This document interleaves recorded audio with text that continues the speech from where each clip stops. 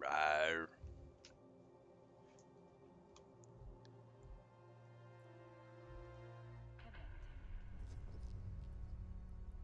Gotta remember to turn the audio up because I was doing other stuff, and so the audio's way down. My bad. There we go. I got a new mining ship last night. Well, I shouldn't say last night, yesterday afternoon, guys. So, as I've been progressing, I've been getting ships, but then this one popped up as one in the ship line that I unlocked. So this is like the upgrade in the ship line. It's an ore hauler thingy. It's an ore ship. So this is the Venture, which is what I had. That's what I was given. And then I unlocked this, which is the mining destroyer.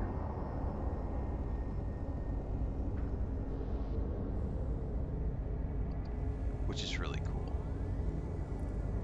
And then from here, it looks like all the other mining ships are locked behind the Omega subscription. But there's a bunch of other ones. Well, from that, I guess from that line, that's the ore line. Depends on others to fight for them, rely on shields if all else fails.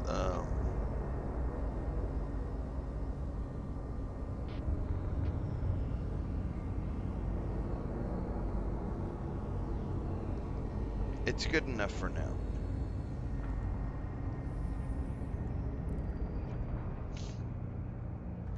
Alright, I need to... Nope, wrong window. Oh, I can't do my dailies anyway. Dailies are not for like another hour. Item hanger. I don't know what these are.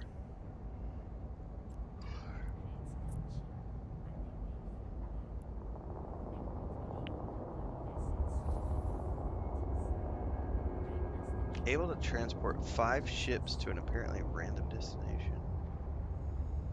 I have no idea what that is.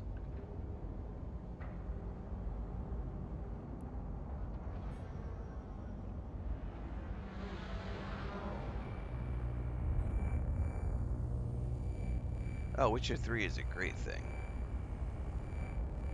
So do those transport me? Transport 5 ships. I don't see how those do me any good.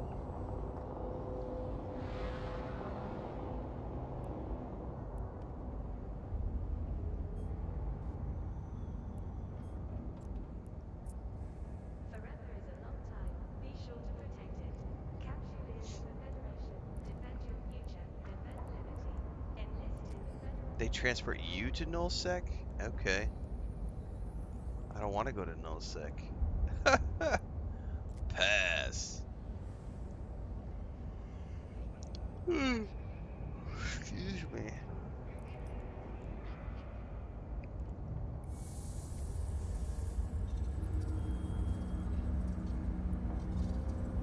Alright. Well, we are currently working our way down the list of that. To finish up the Alpha Miner. I think...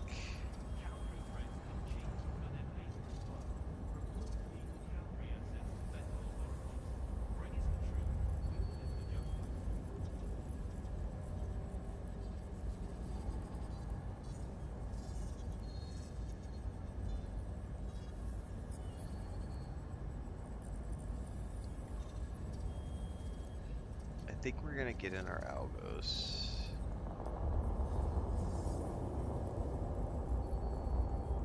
I'm gonna undock for a second. Oh my goodness gracious.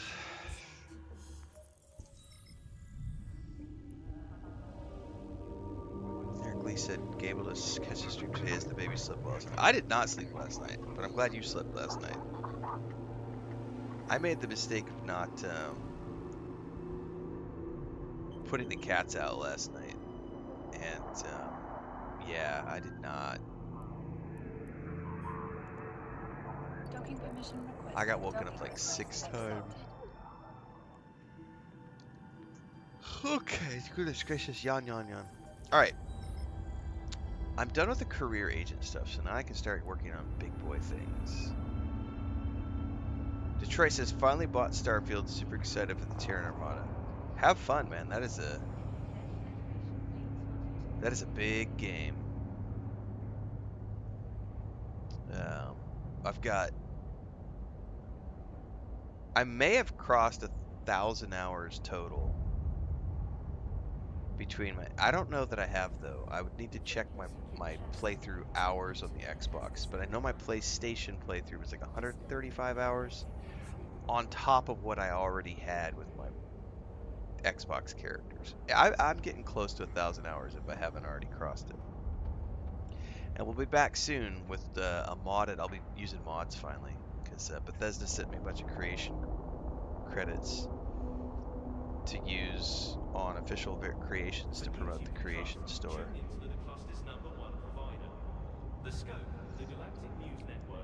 So we'll take a look at some of those soon. We might do that early in July, later this month. I'm not gonna be doing another playthrough, but I would jump in and have something to like dabble with on a Sunday afternoon or something. Okay, those are done. No, I still don't know what I'm gonna spend them on. No, I don't know. I've heard Dark Star is really good. I've got some really good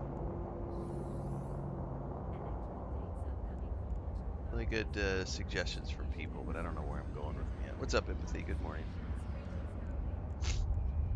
All right, we're gonna go to the agency. I'm gonna decide on what I want to do now. So,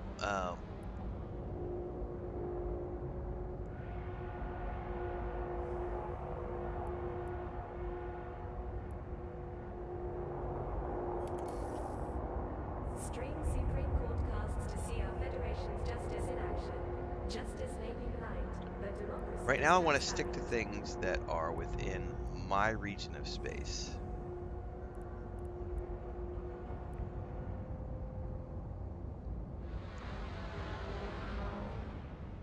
Neither meteor showers nor solar flares nor incursion blinds Which is manifest region. from rapid jumps through their appointed route.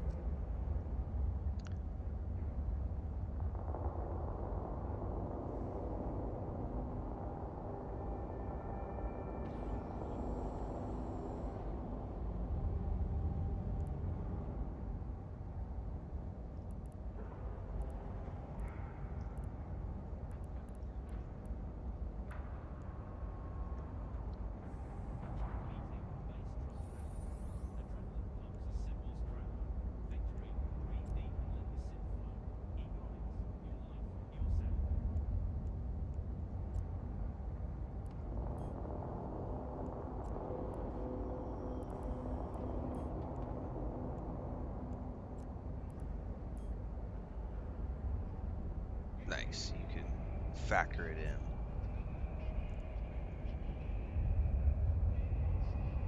Yeah, we're done with all the career agents. Right? 2, 3, 4. Why does it say 5? Oh, because there was 5. My brain is... Rip.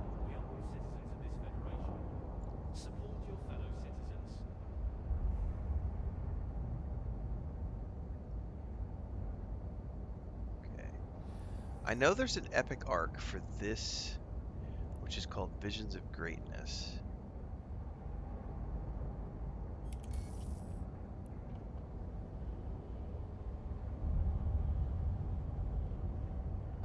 I'm assuming that's the one for here.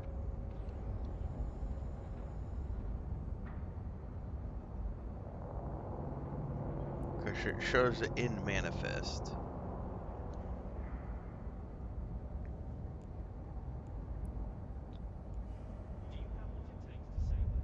That's something different. I kind of want to do I don't know what I want to do this morning.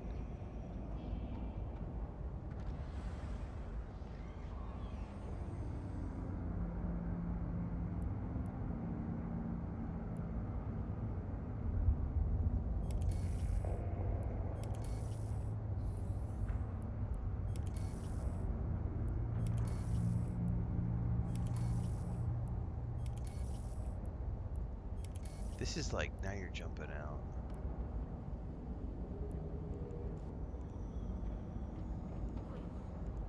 In the heat of the moment. Stay cool with I don't know what elevation phased fields are. now available in blue. Resources, ice belts. I don't know what that is yet. I've been doing a bunch of offline mining. I don't need to do any mining right now. We could do mining later. See, I don't want to do campaigns yet. I think I'm gonna go do. I need to confirm that this epic arc is for here, which is Visions of Enjoy the Greatness. landscape Renfail opera from the comfort of your home. Available on holofilm for the first time. Watch these Jin-made cultural classics performed by the legendary Lear Sultan Opera Company.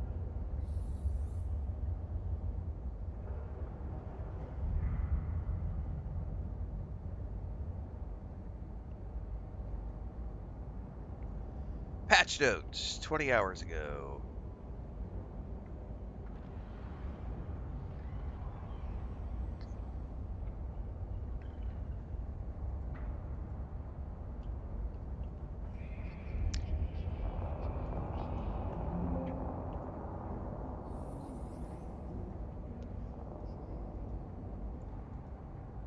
Are you ready for a brighter future through better bonds? A brand new epic arc, Visions of Greatness, is now available to experience in Exordium. Experience simulated battles from some of the most pivotal moments of the Four Empires' history. Get a taste of each one of the factions' unique identity. Be warned, each empire may have taken some creative liberties when constructing these simulations. That's hilarious. Each simulation features bonus challenges where capsuleers can prove their mettle. Completing these challenges increases your rewards and how the sims react to you. Suitable for both new and returning players. You're going to earn ships, modules, and faction standings, which will then help kickstart your journey into New Eden. So head to Manifest. Okay, I think that's what I'm going to work on this morning. I think somebody told me yesterday during the stream about that, like you get new ships during that epic arc. I think that sounds like what I want to work on this morning. We thank our industrial Set partners. destination. Together we build a brighter tomorrow. Alright, undock. We're going to take this ship with us, which has... Oh, you know what I should do before I do that?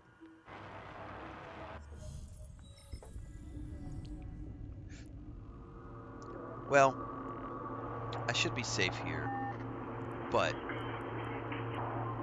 I will forget if I don't do it now. I remember insurance being a thing, and I don't remember how to do that. Docking permission requested. Docking request accepted. Just in case.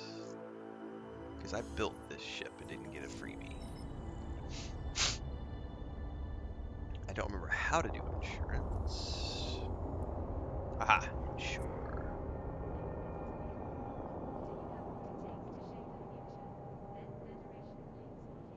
So you can't repackage it. I can't get destroyed by Concord.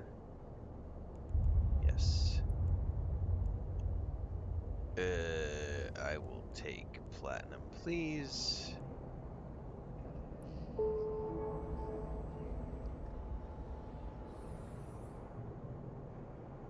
Alright.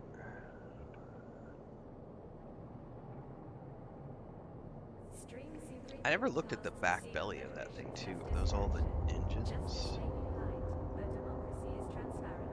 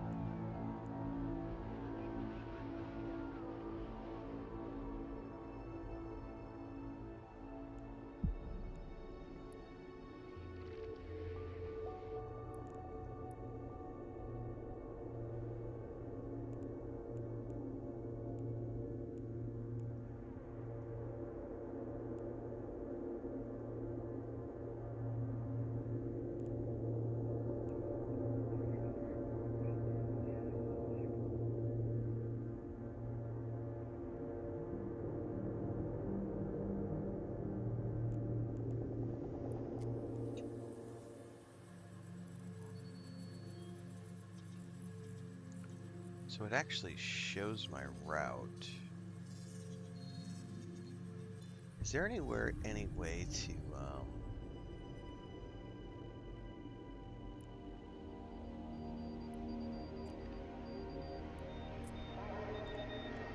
Web drive active.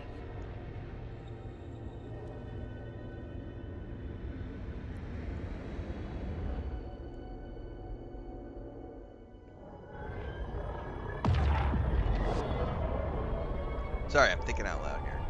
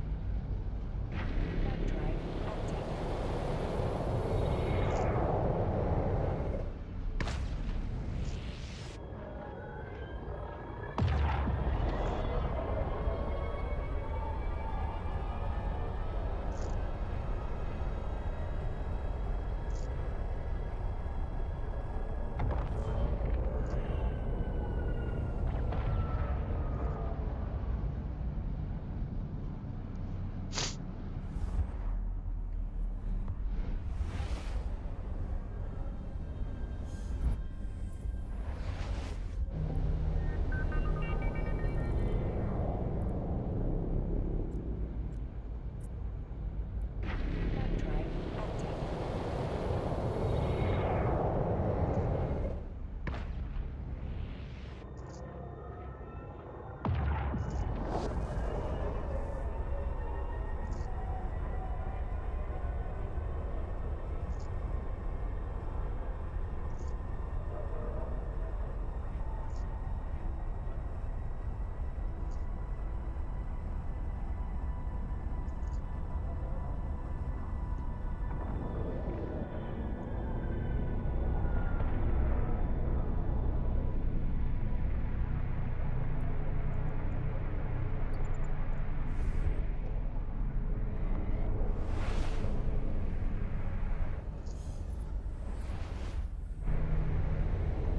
Okay, and we are heading to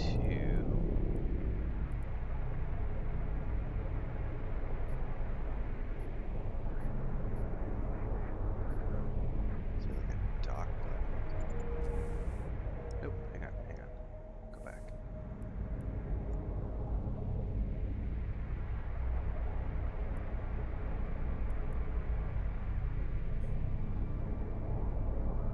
There we go, I can do it that way.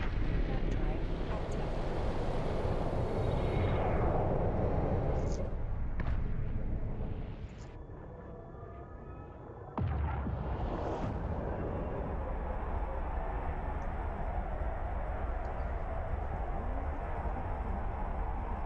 Oh, I need to set an alarm this morning.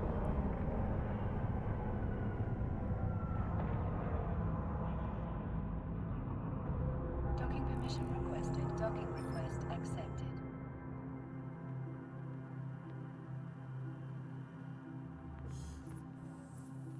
I'm always terrified I forget to mute when I go sneeze like that. Okay, here's my alarm.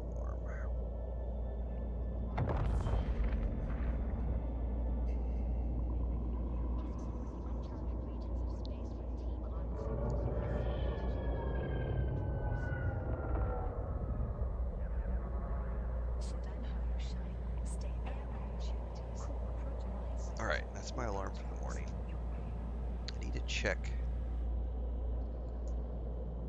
while I'm here.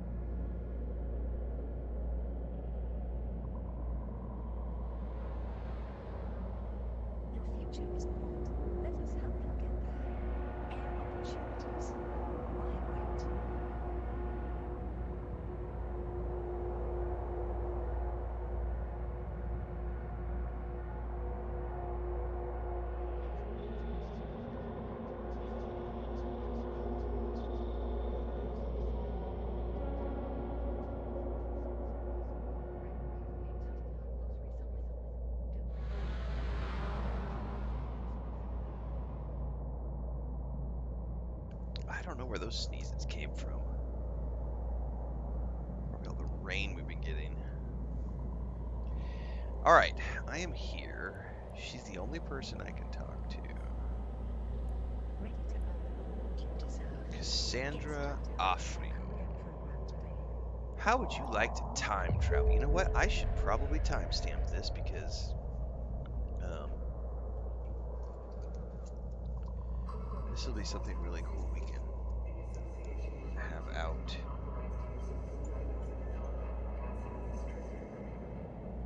You're exceptional. It's like, why is it warning me of cluster shutdown? That's like an hour away. Your projects. Your way. So this is called...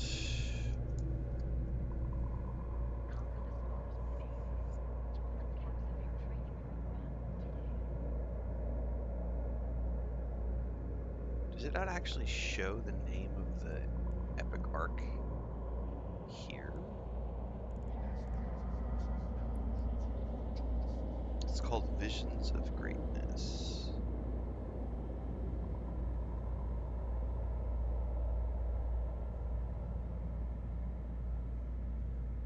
Your future is bright. Let us help you get there. Air opportunities. Why wait? Welcome to Air. Okay, so this is the beginning of the Visions of Greatness epic story arc, which is the new story arc for EVE Online, which is here in the Manifest area, which is in Exordium, the new region. And this is the starter lady, Cassandra Afrin, at the Air Laboratories Trade Center, Manifest 5. Capsular, how would you like to time travel? With the help of new advancements in holographics and coordinated drone attacks, you can take a step out of the present and into the epic battles of the past. Each experience has been crafted in cooperation with the Empire's top military experts. Top military experts. Perhaps they are more cinematic, perhaps even biased than historical, but that is what makes them such an incredible insight into the minds of the Empires. Accept this offer, visit all 4 holographic agents and their simulated experiences, and learn the Empire's truth for yourselves. Now, I was reading the patch notes. Apparently, this is kind of, because you're visiting all of the Empires, this is a chance to teach you about each of the Empires and continue to get you ready for your journey into the greater universe beyond this starter region of space. You're also going to get some more ships from this. So we're going to dive in Stay that way. and follow along with this. Your projects. Your way. Alright, you have been invited to try a series of super advanced simulations that explore the histories of New England's empires from their own perspectives. Make your way to the first Empire's embassy system and make contact with their representative through a holographic messenger. Okay. It's going to be 2 jumps away. Undock here. I don't know if I'm going to need any special things for my ship or not. This is the one of the starter ships that I got, that I built along my journey, playing through the first few hours of the game. I'm Executive General Heike Torigo of the Kaldari State. We're happy to receive any honorable applicants. We're going to set that destination. We're going to go ahead and bring that window down a little bit. Alright, we need to travel to Keto A5, Moon 8. And because I'm a lazy sod, I'm going to hit my autopilot. Engaged. We're in safe space, I don't have to worry about it. Warping to Stargate. Warp drive active. Oh, I should probably, we'll do some first person, because we're probably going to see some new stuff. We need to be ready for screenshots. And then we will see if I have enough properly equipped stuff on my ship to survive.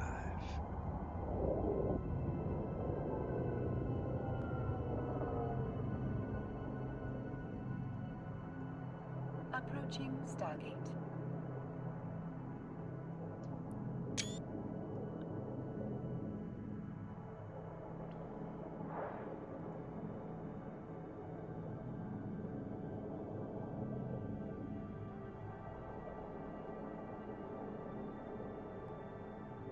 trying to wait till the last second to take this shot.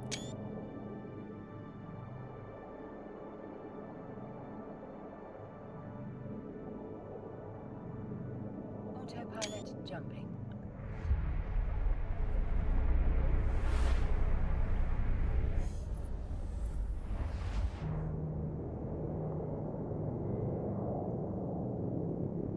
Warping to Stargate. Oh, Warp drive active.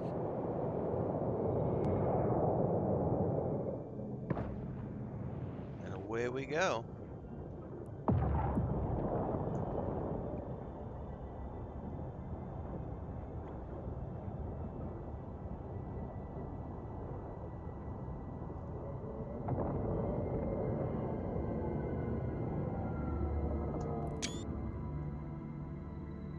Approaching Stargate.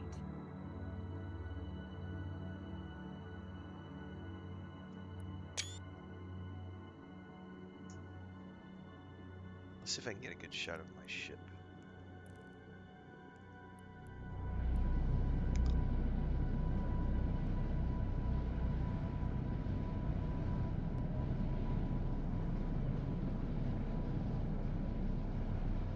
Autopilot jumping. Oh, no! I did not get the shot. You fuckers. Okay. Welcome to the Crucible. Welcome to Crucible. Look at our embassy constellation in Exordium. No doubt that you'd be suitably impressed by the honor and discipline our mega corporations have imposed here.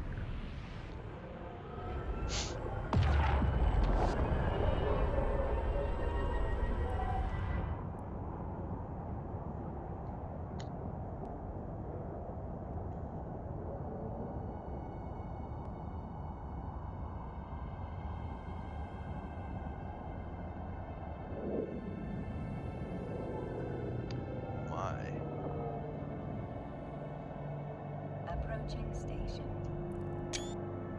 Stop. Let's turn off the autopilot. Autopilot disabled. And let's go ahead and get ourselves set up to take a screenshot or two.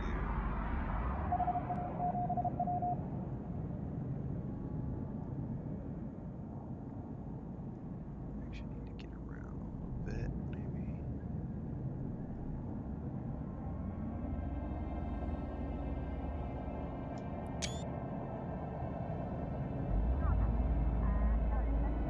Docking permission requested.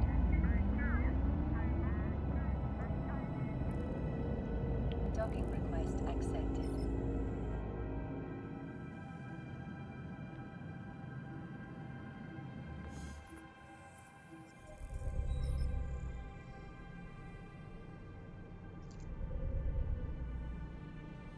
There's also another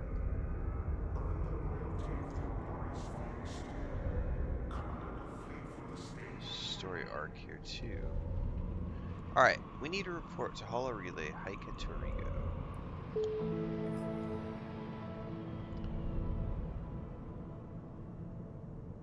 Kadari State welcomes your interest in our history. This experience will show you why we fight and why you should join us. Learn the meaning of honor, of duty, of what it means to be Kaldari, to experience our greatest loss and our most epic triumph. Travel to the simulation site, and once you arrive, we will speak again. This site contains ship restrictions. You must use one of the following types of ships. I don't have any of these types of ships. You will be granted the following item if you accept this mission.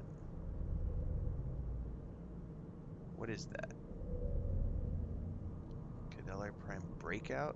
I don't know what that is. However, I don't have a ship, so am I going to have to buy a ship?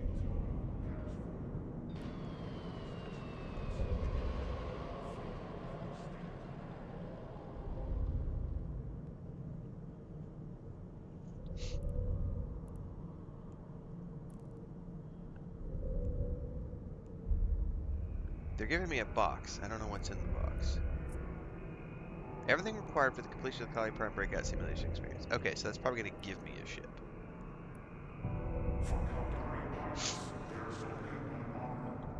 Your ship is missing modules recommended for the simulation. I suggest you fit a weapon, a remote shield booster, and an ECM. You can find these modules in the crate supplies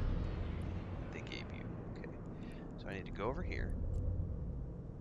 I need to go to the item hangar. I need to take this thing and I need to open it. Open container. Boom. Okay. So they gave me a ship called the Merlin.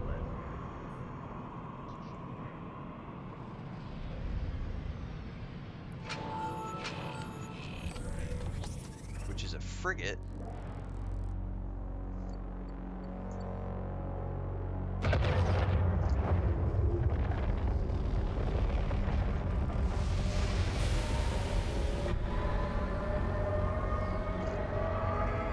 Which honestly looks cool as hell.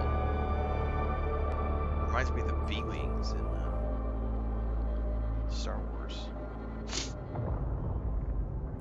Alright, I need to fit the ship.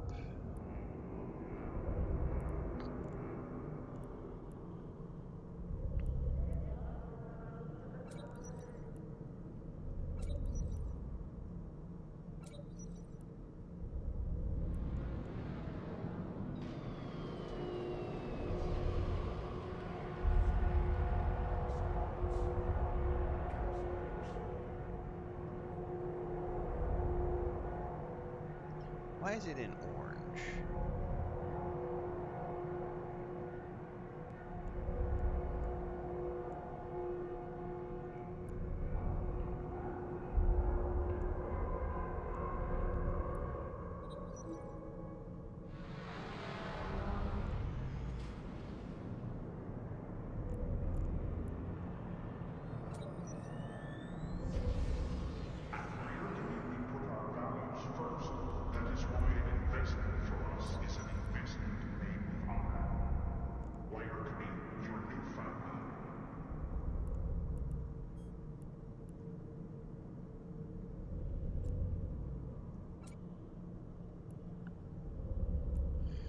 Alright, hang on a second here.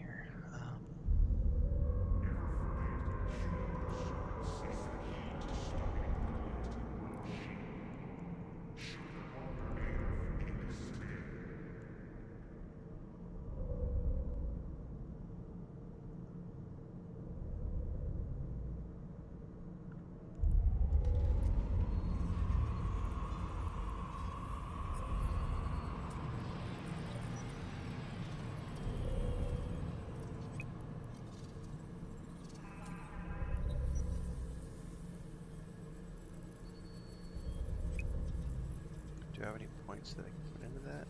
I do not. So would I just need to wait 30 minutes? Because it's got a 30-minute cooldown. Not cooldown, it's going to take 30 minutes to train that. I don't know if it's a necessary skill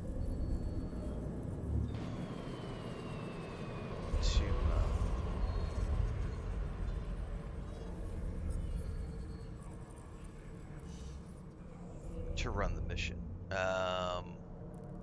We can go try it and see what happens.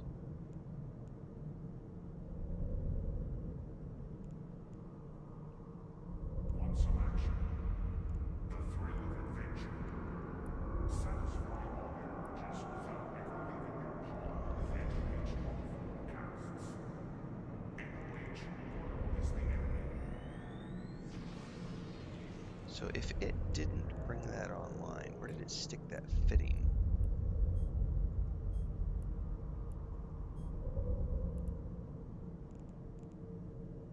Oh, I see. It's installed, but it's grayed out.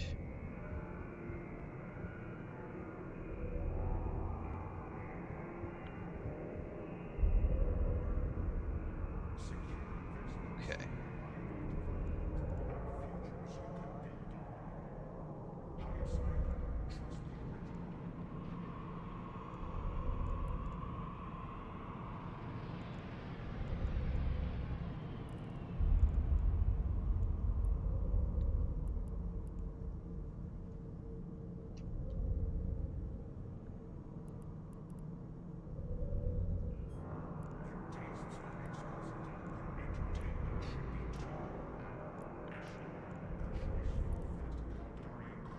All right.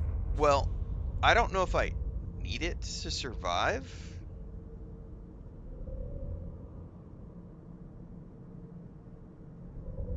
So I don't know here, because I'd hate to sit around on my ass for 30 minutes waiting. I'm gonna need level 1 for all 4 of the Empire frigates as well. Well, that's good to know. I've prioritized it in the training thing in my queue, so I mean it's working its way down from 26 minutes. I'm gonna go, and if I need to, I will leave. I will run away if I have to. Penalties may still apply. What's a penalty? What kind of penalty would there be?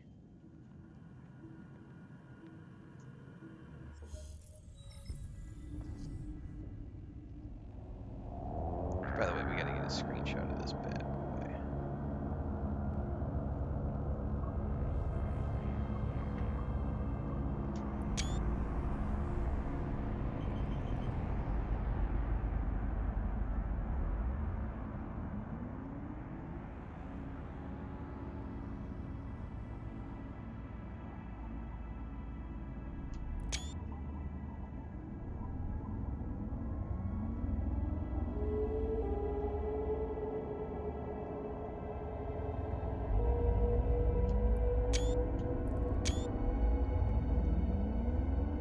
Alright, I'm gonna jump in and see if I can survive without that shield module.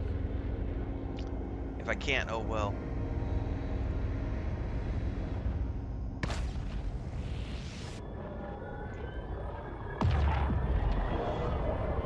About to find out.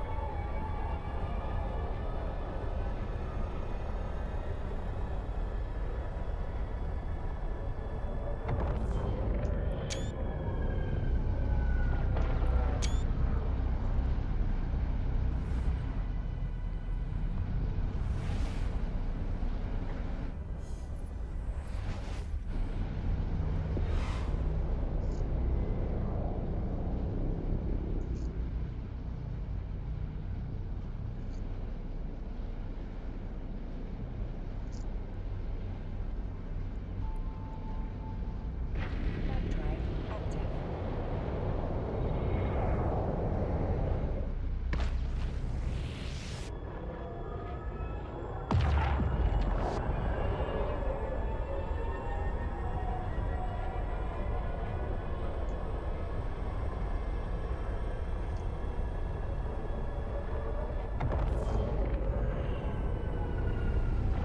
Oh, that is some cool looking.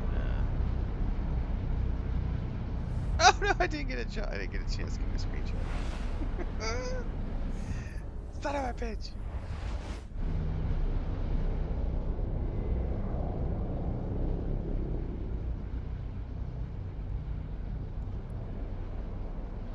Warp drive active.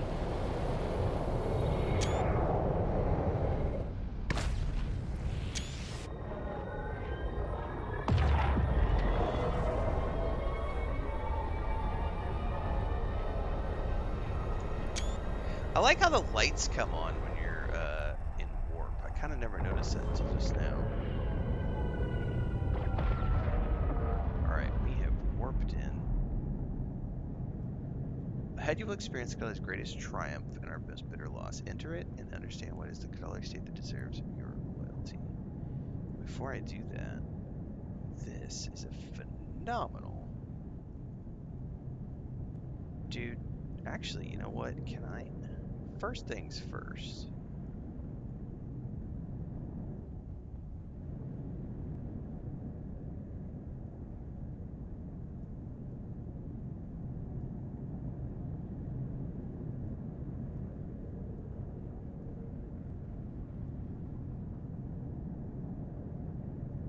Man. Let's get that right there, and then I can go up and get the shot I want right here.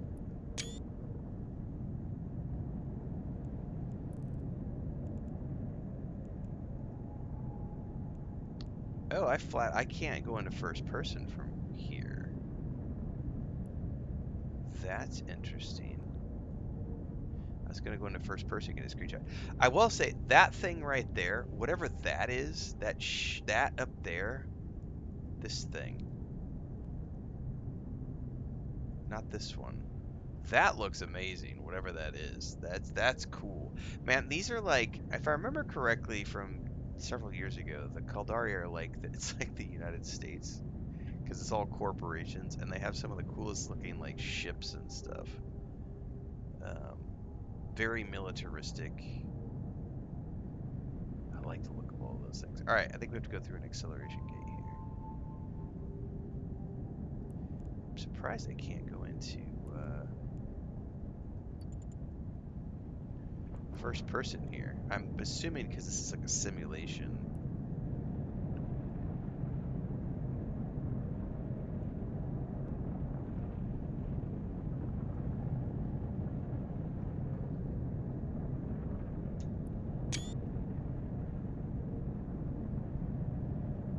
Yeah, that thing is cool as hell. I mean, these are all really sweet looking. Warp drive active.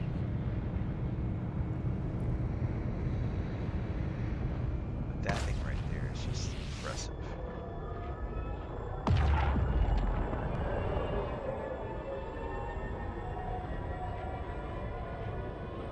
Well, it's a planet. Wait for the simulation to process. Okay.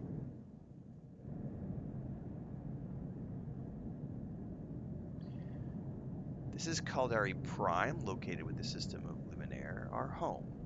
For the crime of trying to break free from the Galente Federation control, it has suffered a devastating bombardment. Our only hope now is to flee. Captain, confirming your arrival at the Caldari Prime Orbital Point, Gaba. Pinging dispatch, let's get some of the clarity on the status of the Megacorp transports near your position. Receiving your transmission, Admiral. Transports have suffered a warp malfunction en route to the main fleet. Repairs are underway.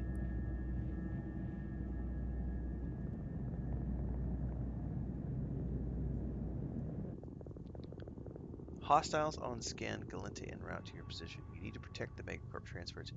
Jam?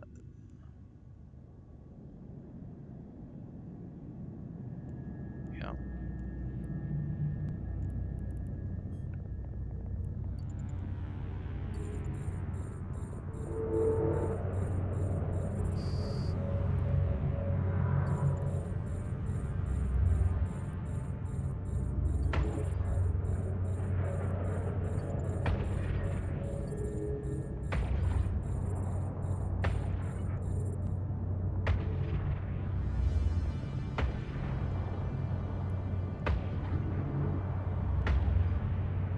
Yeah, I'm missing completely. Why is that? Optimal for 3,500. Let's set that to 3,500.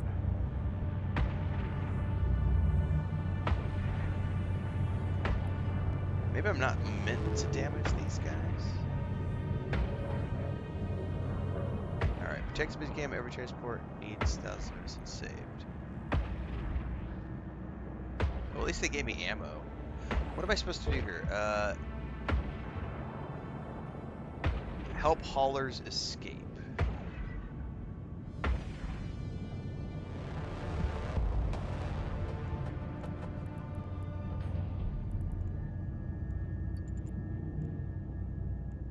So now I can't shoot.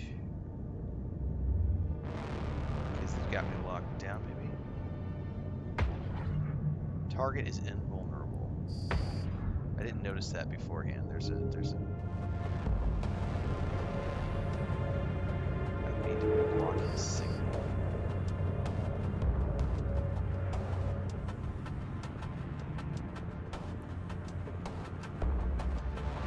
So I guess each one of these has a stasis web of fire that they're putting on a ship. And my objective is to break the stasis. Copy that. Okay, I understand this.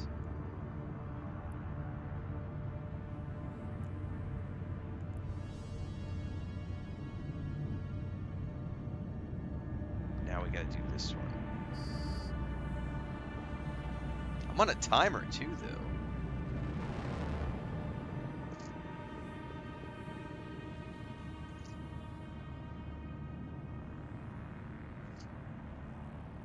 Would have helped to understand that beforehand.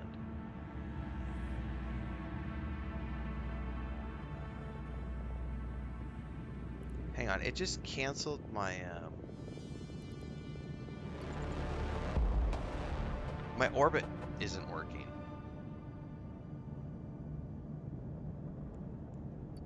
Now it's working. I don't know what's up with that. I may fail this because of the timer. See, now, do you see how it's jumping from 8 kilometers to... I don't fucking understand that.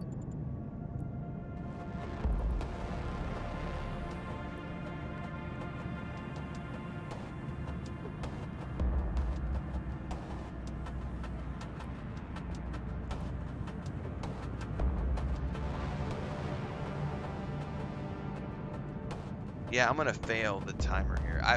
Honestly, first, did not understand what I was supposed to do, and second, really kind of buggy janky because it wasn't orbiting me. It was like canceling the orbit.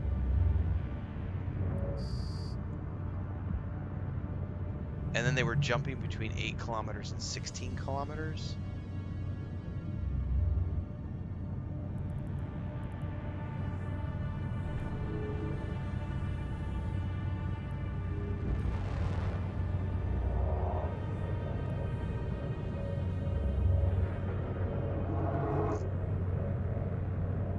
First time I've had to do something like that, so that's...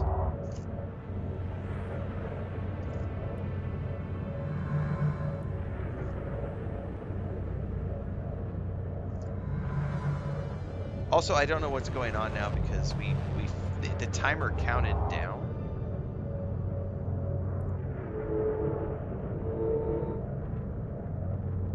And yet it's still going. I'm not sure what's happening.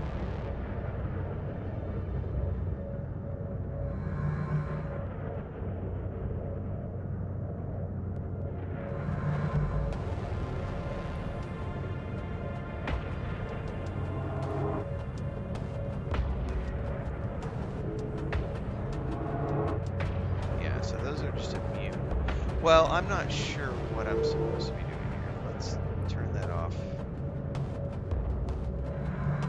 Because the timer counted down, so I'm pretty sure I failed.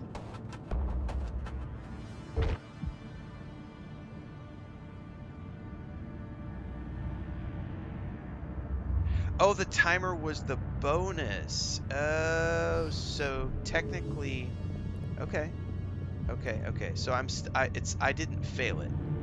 That was my confusion. I thought the timer meant that I had completely failed.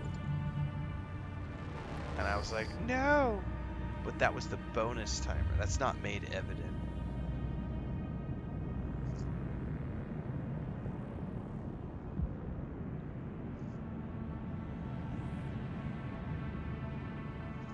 Okay. So now this should theoretically help. Okay.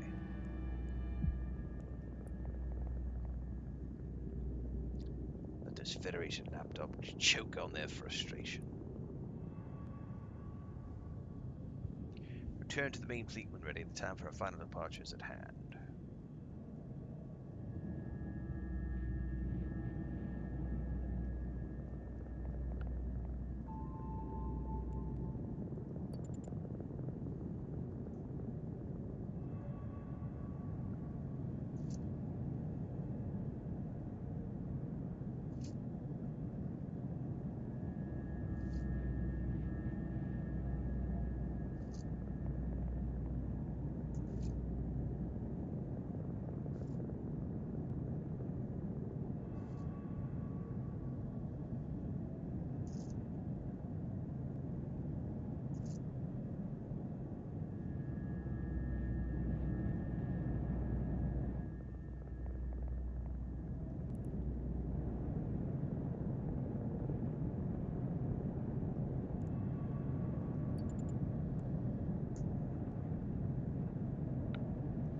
What's up, Lou?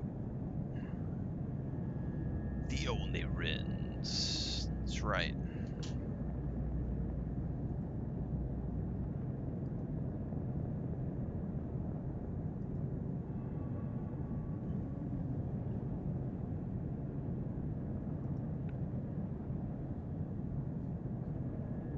Warp drive active.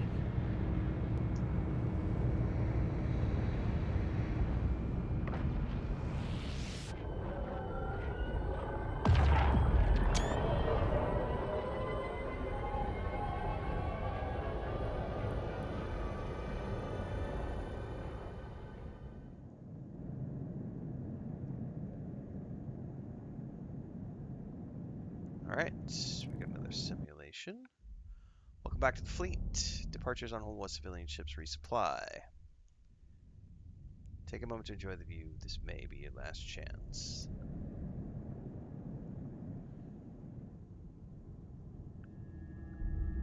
President Luke Tuvela.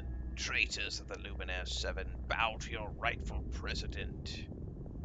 Of all the contemptuous powermongers to ever rule the Galenta, Delaunay was the most despicable.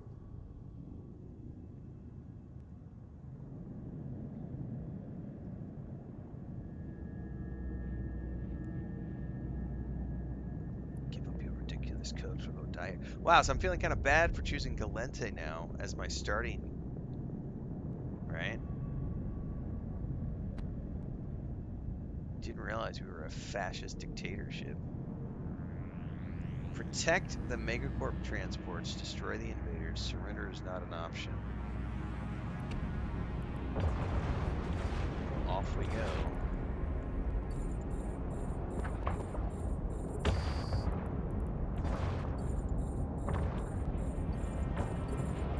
I think I do 5 targets at a time.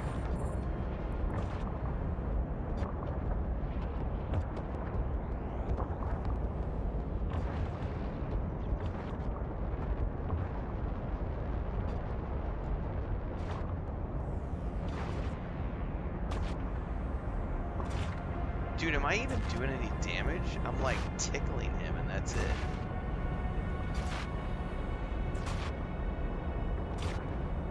If we're gonna make our last stand, let's make it with honor. Dude, I'm not doing any damage. What's the range on these? Optimal range is 35, which is what I'm at. But I'm not even doing any damage.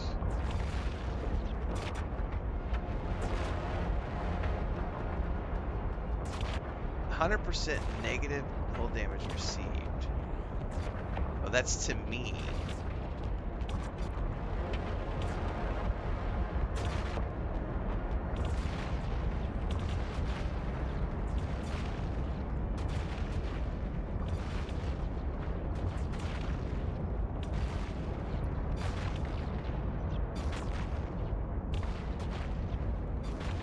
How come I'm not doing any damage to this?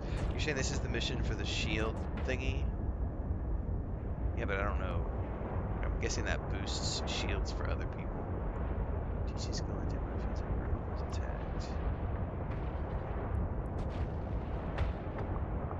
When all seem to loss, Admiral too much ready to make the ultimate sacrifice for all Qatari.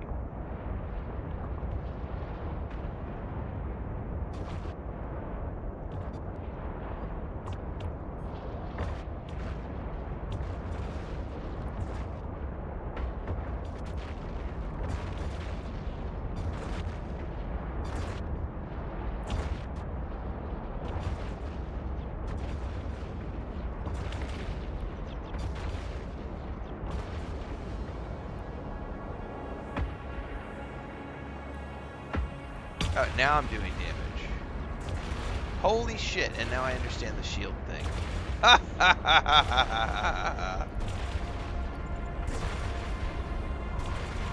Oh yeah, I'm gonna get shredded.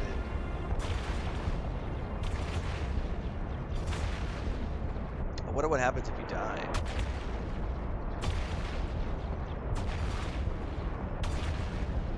During the simulation.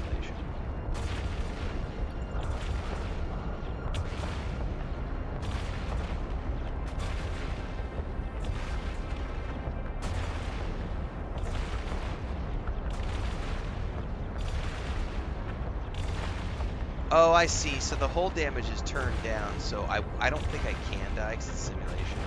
But the shield thing was to just show me how you can keep your shields regenerated. But we haven't finished the timer on it, so it's not going to work for us. Okay. I understand this now. Yeah, because I was looking at the buff. Correct. Yeah. But the shield thing is just to, you know, if it had finished training, that would have allowed me to boost my shields at that point. So that makes sense.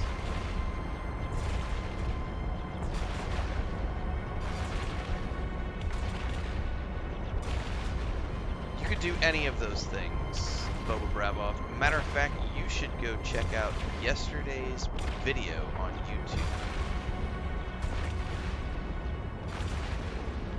Talking about, are there story missions in EVE Online? Go watch that video. It's from yesterday. It's in the EVE Online playlist, or you can just go to on my YouTube channel, go to videos, and look for yesterday, and you'll find it posted. Excuse me.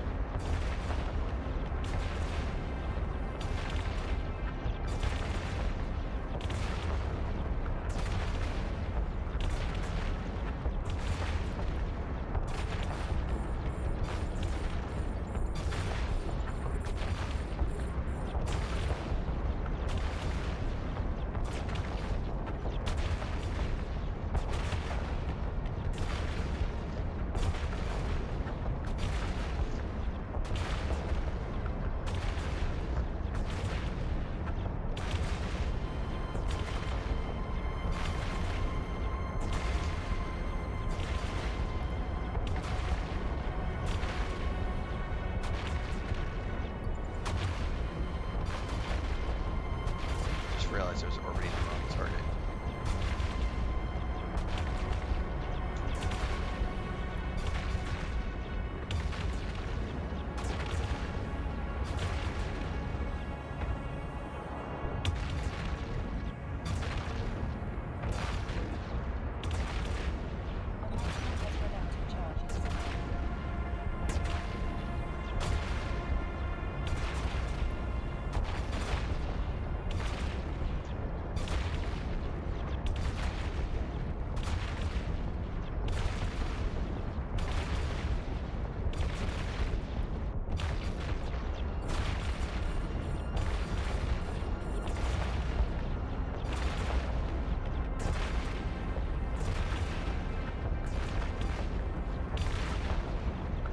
See, sometimes the orbit won't work. I don't understand that.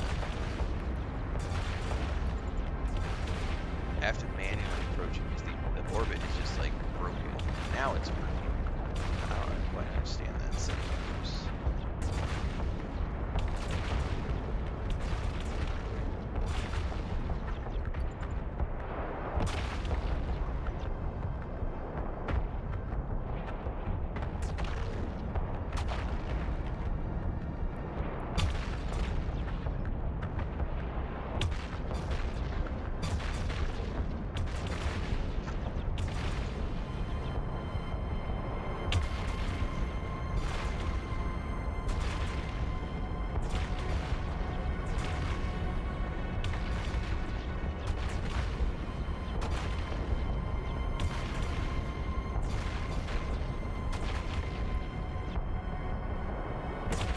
He did a run on planet.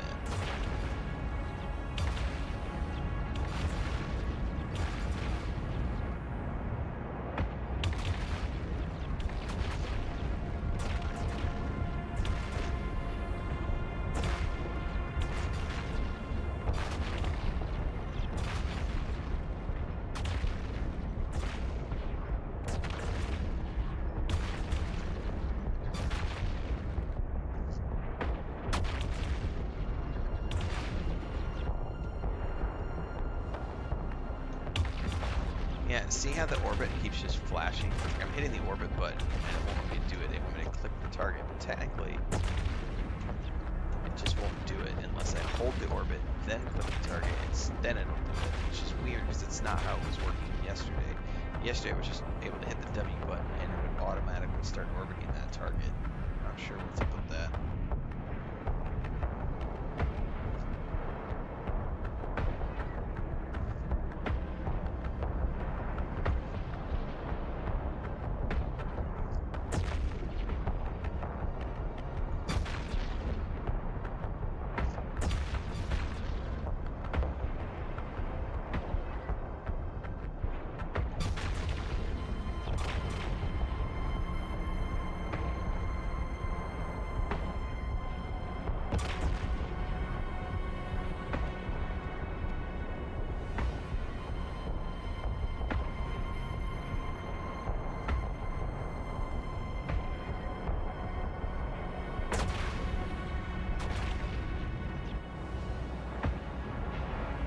Yeah, but the way it worked yesterday is that it was automatically. So I have the target selected. I hit W to orbit.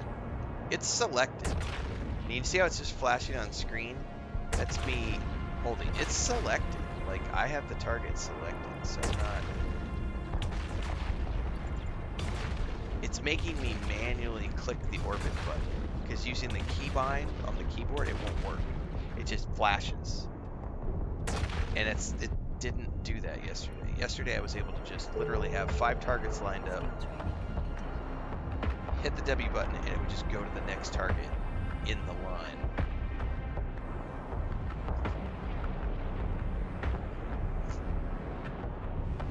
Yeah, I'm thinking it's a mission.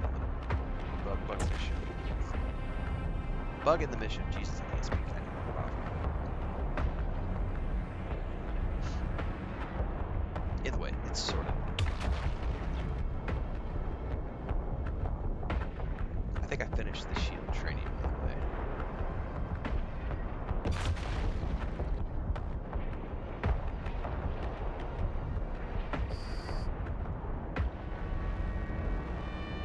See you on the other side. My ship's a little busted. Not a good look, man.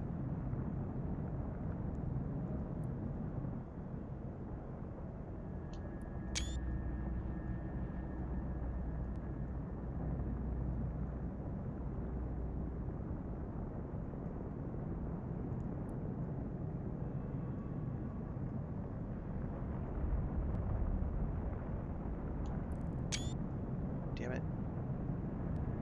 Yep, that's fine. Just let me take a screenshot with that pop up. There we go.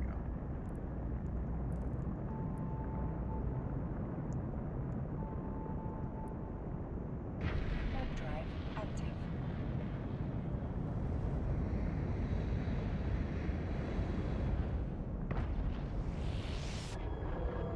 That tickled a little bit.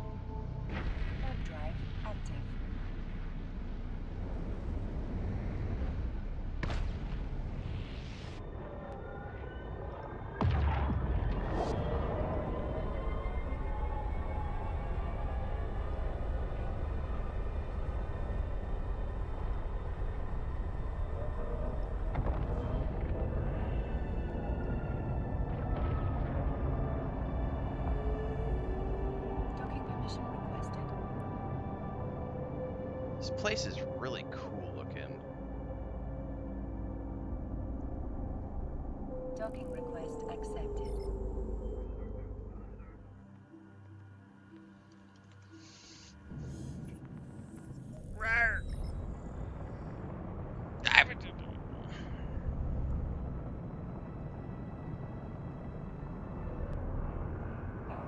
Alright, start conversation.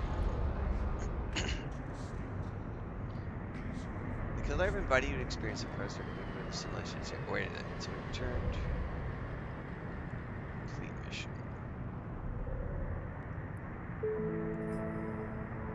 Now you understand what we've lost and what we fight for. When you're ready to earn your honor, search out our campaigns or our militia officers.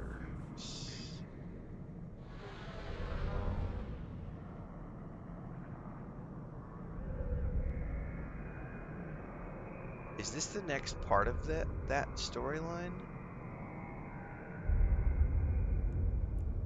So that I understand how this works. Yes, Caldari Prime Breakout, Chapter 2 of 8. Okay. I'm gonna grab coffee before we do the next step.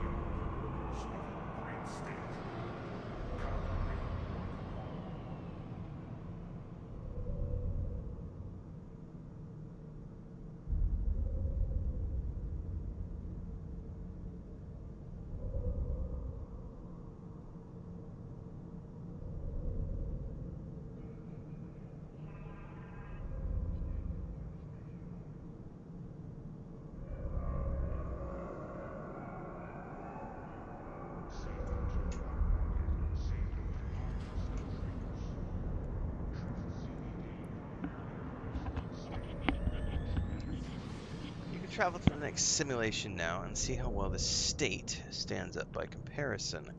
I believe it is some foolishness made by the tribes of the Minmatar Republic.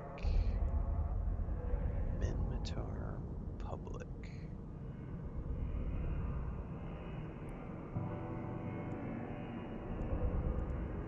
Close. So, I don't know what ship I'm gonna need, but I don't want to take this ship. I want to go back to my ship. I'm assuming they're gonna give me another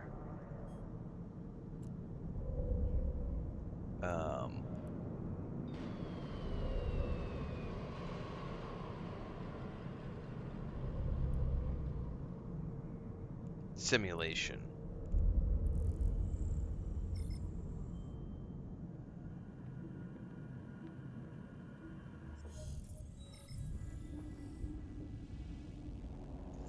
That ship was on fire, yes. It was, Autopilot engaged. severely damaged in the firefight.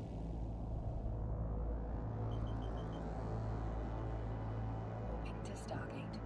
Warp drive active.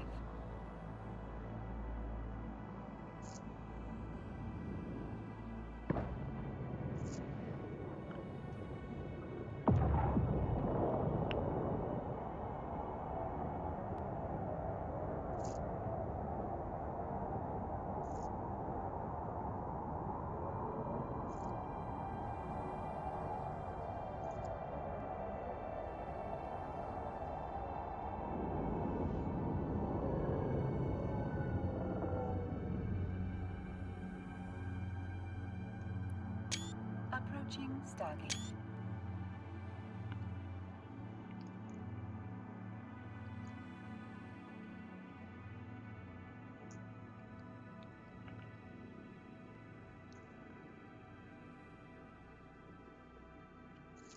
Adventures in space.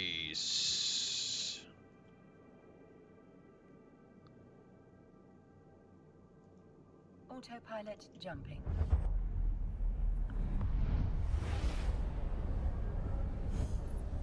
I do think it's gonna sell because you. Why do we have audio on that? I don't want audio on that. Warping to Stargate.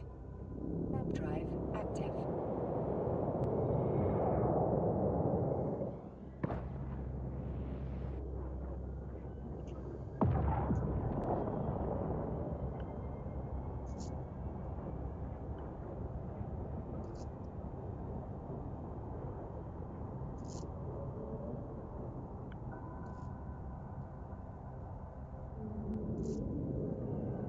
Oh, passing into something.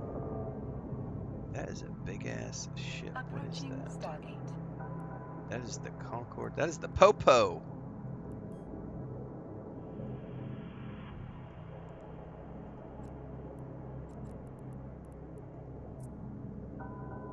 Oh, that is a cool looking ship. That might be one of those Marshalls, right?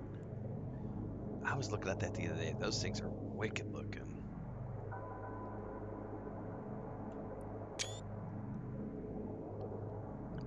Autopilot jumping.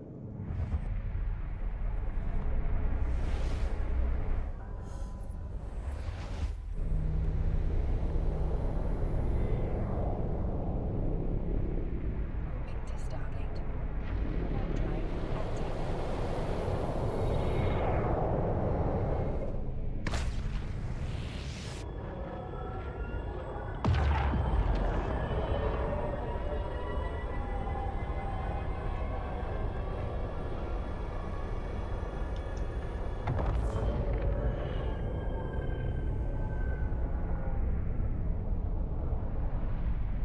Approaching Stargate.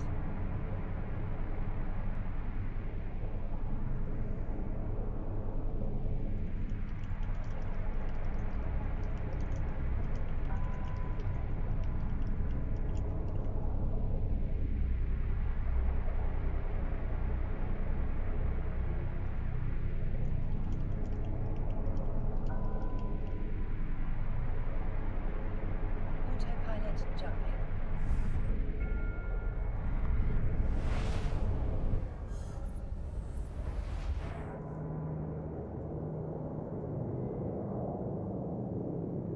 Warping to Stargate. Warp drive active.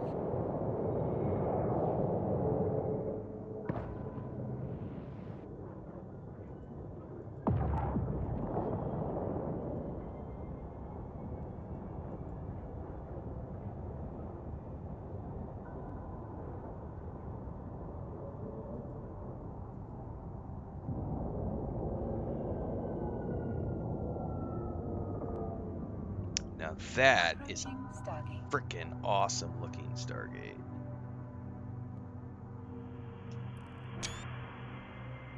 What even is that? That is a wicked looking thing, man. Ah, we've got 4 minutes to shut down. Hopefully we'll get to the station before we do. Can I get a shot before we go? Autopilot jump. Yeah. I know, right when I got it. That was a cool looking space station.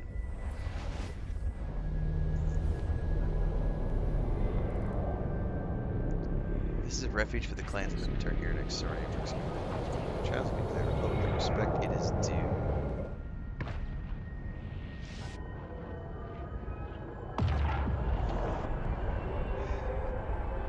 Yeah, it's 4:45 or 4:56 here, John. So yes, it's early.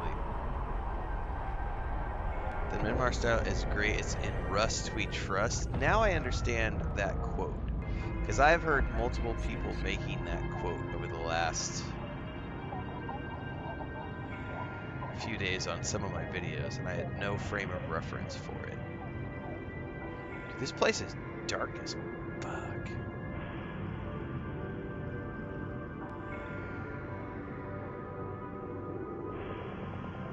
I'm not getting any good screenshots here.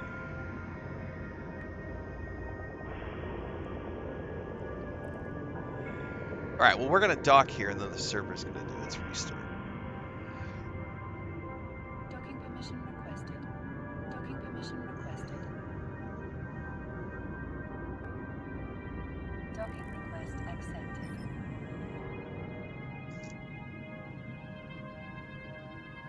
Autopilot disabled. Waypoint reached.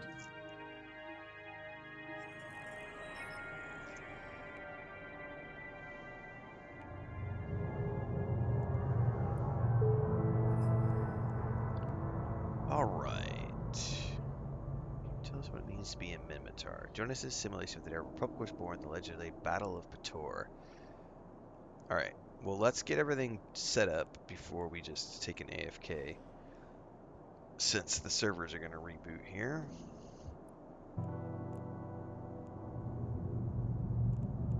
Yes, I'm aware. We're going to go in here. We're going to go in here. We're going to unbox everything.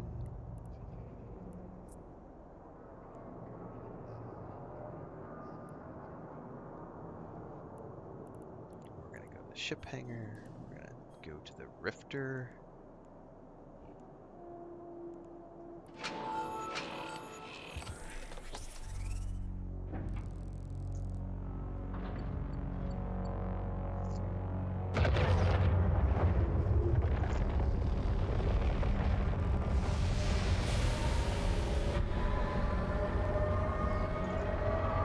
Dude, did I just join the Klingon Empire?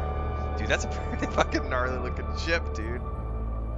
Holy shit, that's pretty cool looking.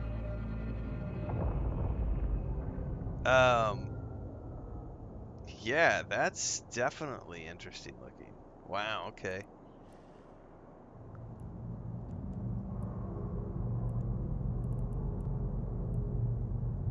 This is a different kind of gun.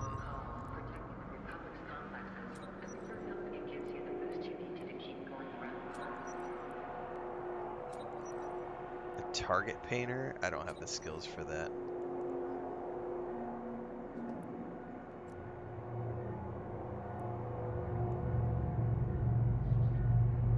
I don't have any of the skills to use this. But if it's a simulator, I can do it anyway, right?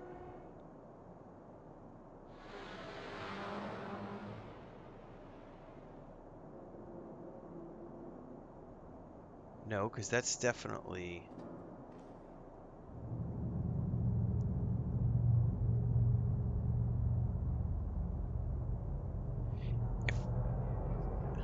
Well, we're going to shut down in 17 seconds anyway, so I guess I'll figure this out when I get back from the AFK. We'll sort it out in a minute. All right, folks, we're going to take 5, I guess. I'm going to go do some exercises, bios. We'll be back in a few while we wait for the server reset.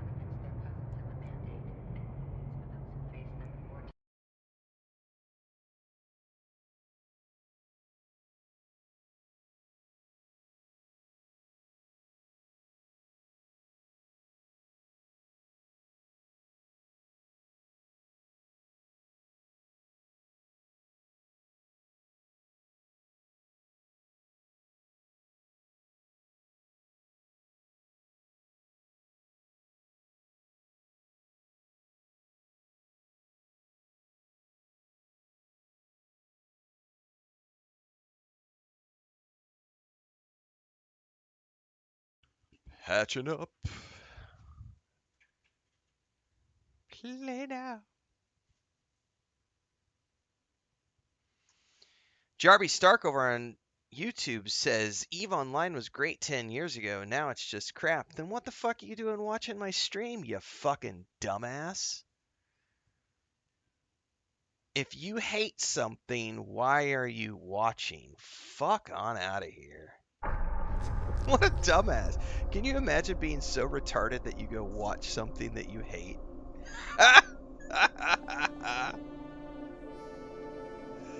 God damn. What's up, Studman?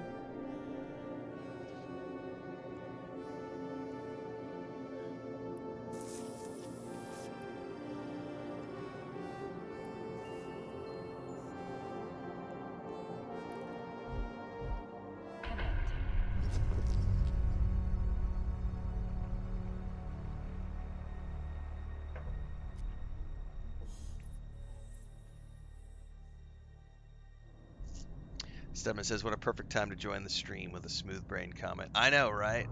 EVE Online was good 10 years ago, but now it just sucks. I'm so stupid I do things that I don't like.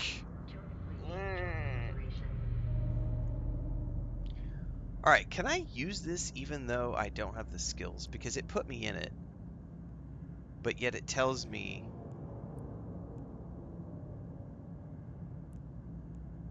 Oh, I bounced off this game 10 years ago whenever I tried it. I was like, nope. Nope. Now, however, love it. Having a great time.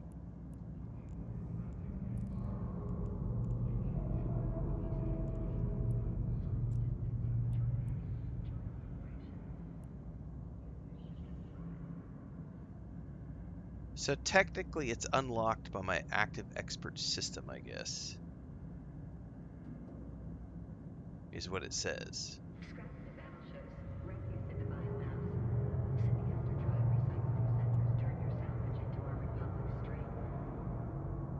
I don't...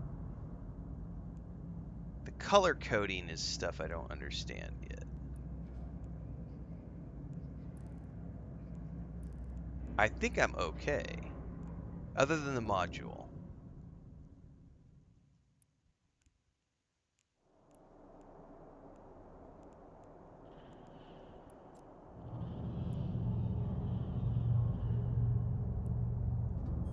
Because it does have this target painting thing.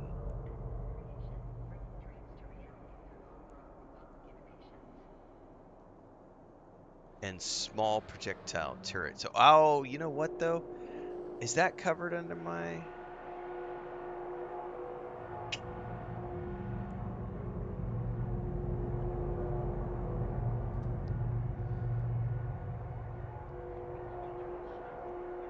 I don't think those... This one's not grayed out. This one's grayed out. The target painter's grayed out, but this one's not. This is what confuses me, because technically, the ship said I can fly it because it's covered by my expert skills. But I don't know about these three things. The only one that's offline is the target painting, I think. Fuck it, I'm gonna leave and see what happens.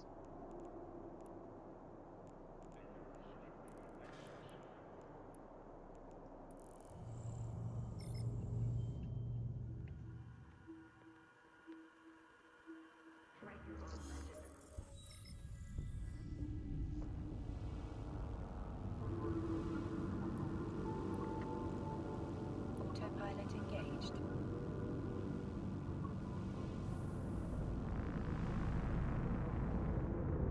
Warping to Stargate. Warp drive active.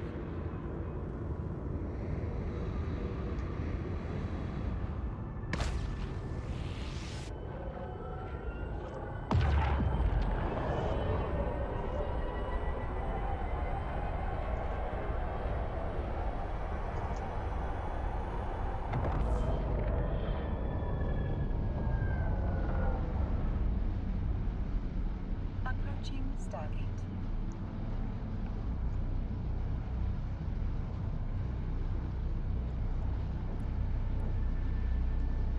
I should have redeemed them back there. I'll redeem those when I get back. Autopilot jumping.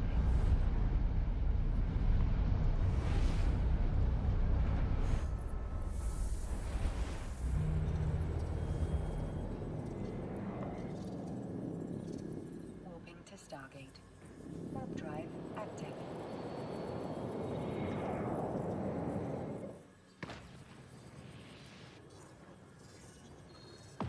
Blue lines under PIP skills, like those blue lines over there is what you're talking about. Those are currently covered by the expert system.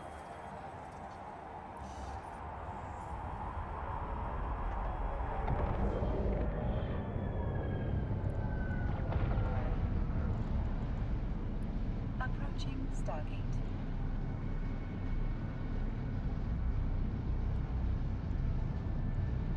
So that currently is covered.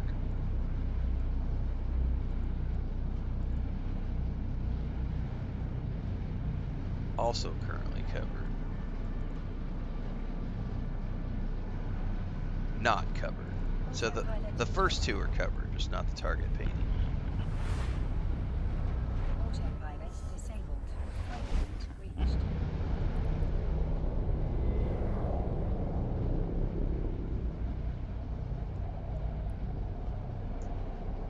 Warp drive active.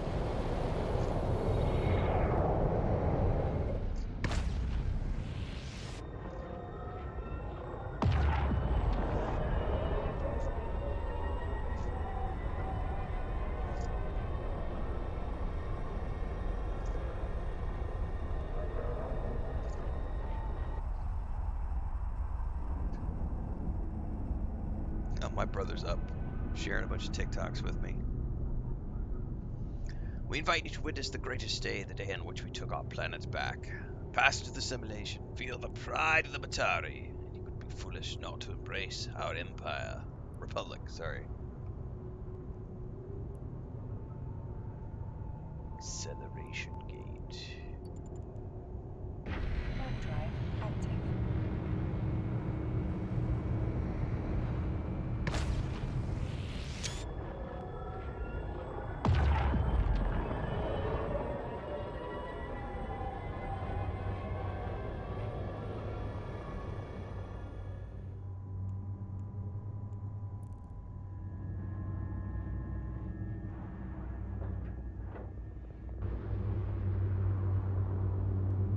Fleet is in position hidden in the shadow of turret 9. Hack the turrets and warp in.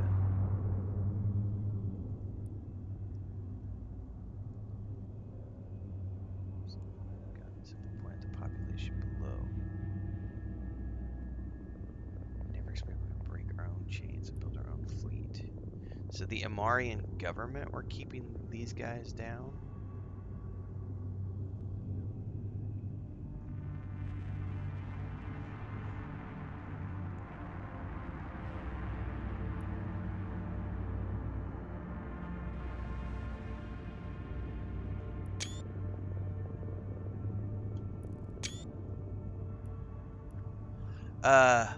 Hack the Imperial systems.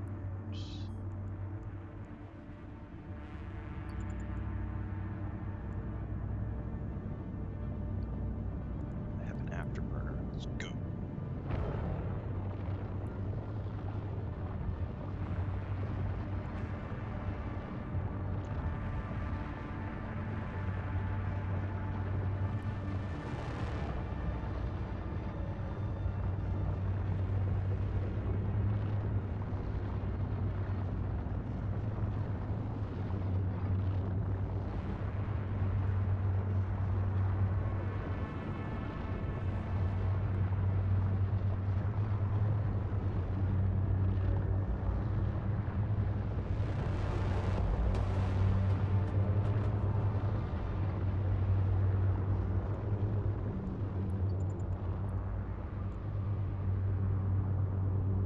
Oh, I forgot the target one. I'm an idiot.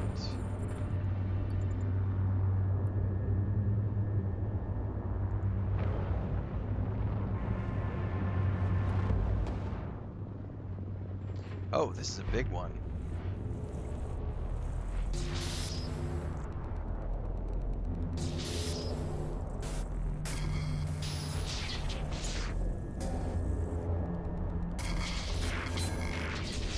I've never done a big one like this before.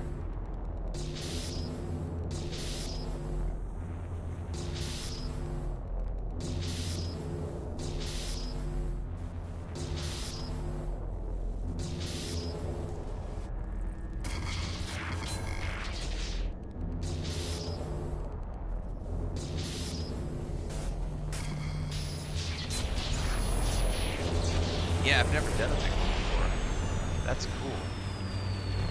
So we have to try again.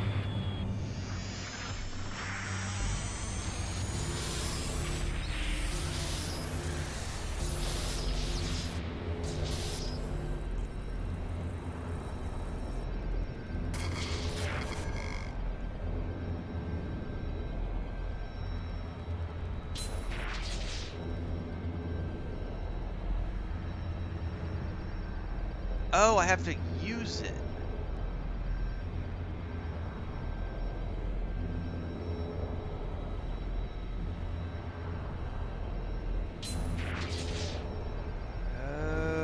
Okay, I didn't understand that.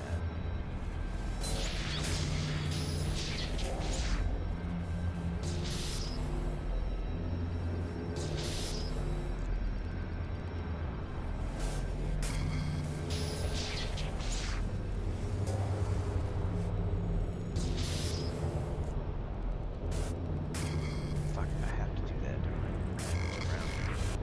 I? Oh, you can go around them. Oh, hang on, I'm learning about hacking.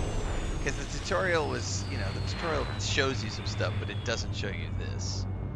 So now I'm learning. I didn't realize you could go around.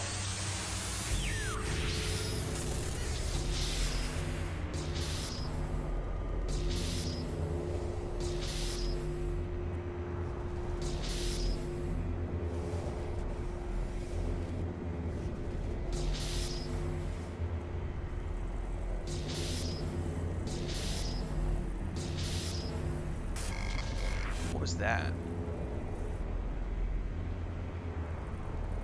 Data caches are archives which contain defense or utility subsystems. Reveal it by left-clicking on it. Ah, fuck you. That's a defense subsystem. Well, I didn't realize I could go around them. What is that? Utility subsystem boost your hacking efforts. Collect if you have a free slot to hold it. Curl, rot, hang on. Halves the coherence of a defense system or system core. Oh, so I can hold on to that until I get to, like, if I wanted to deal with that. Grab that.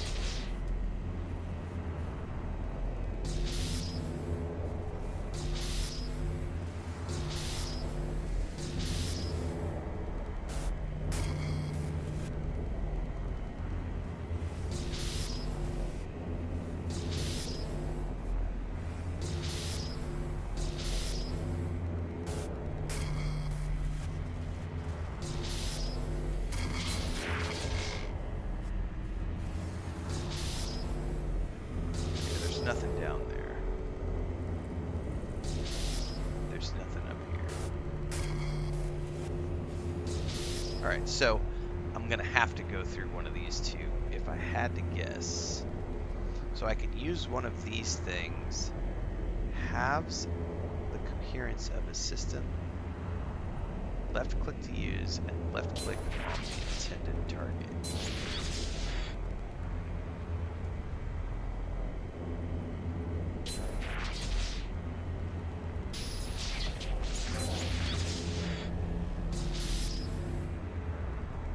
That wasn't it.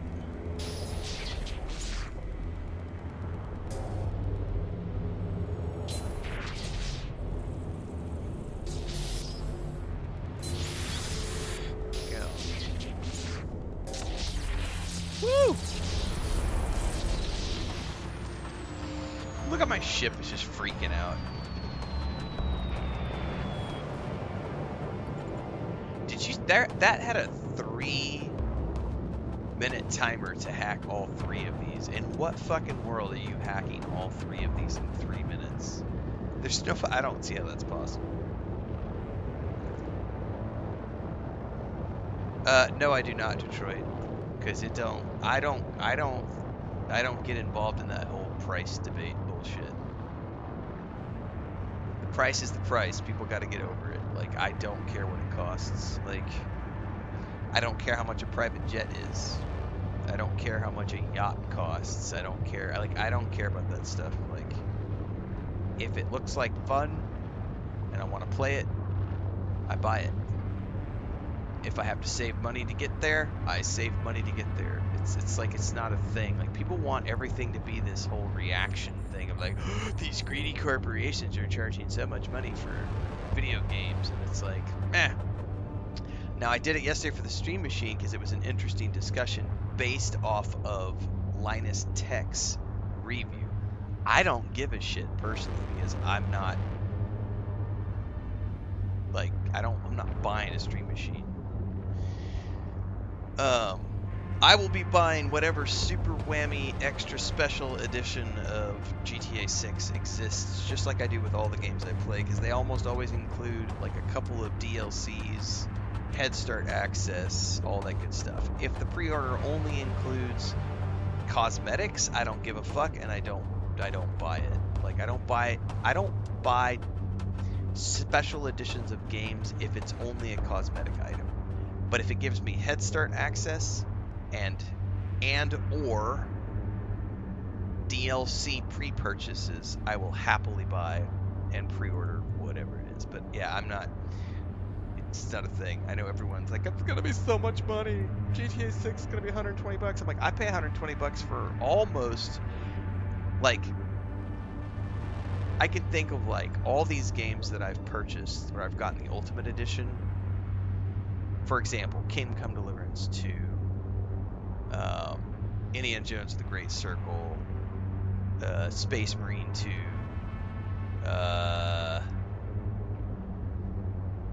I could think of, I could probably keep listing them. I'd have to go look at my list, but it would be, I've spent $90 to $120 on tons of games.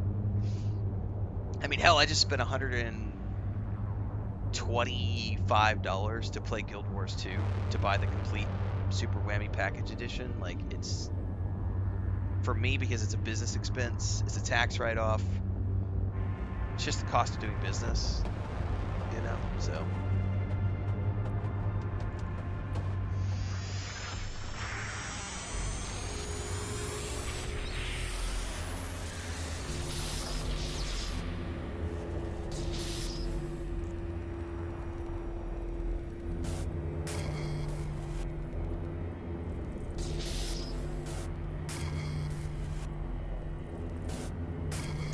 Motherfucker, I'm gonna have to go through these.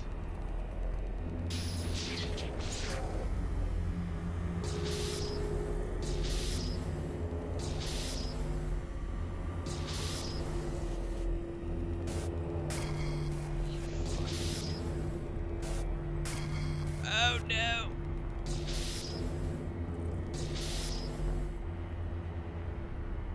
I'm gonna fail this because I got no way to get past this, I don't think.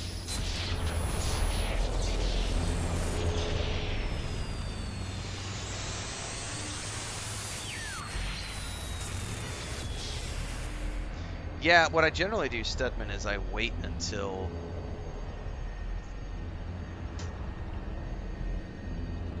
Good morning. How are you? ¿Cómo estás? ¿Cómo estás en inglés? How are you? Yeah?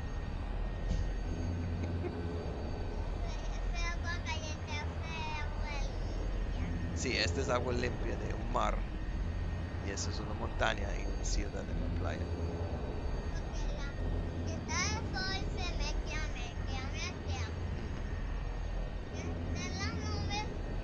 Así es. Así es. Sí, muchos colores.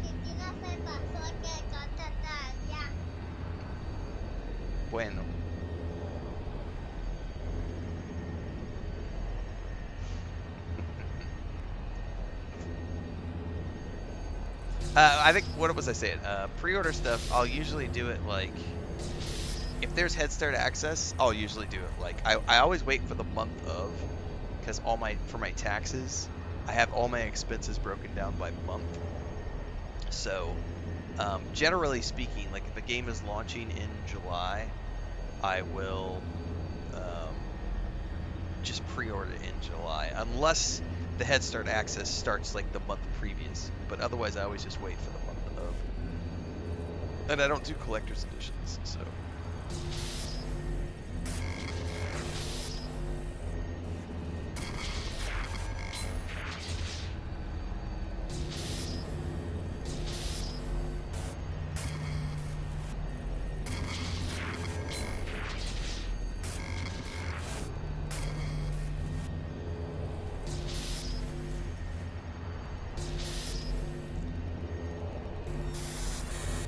That is the system core.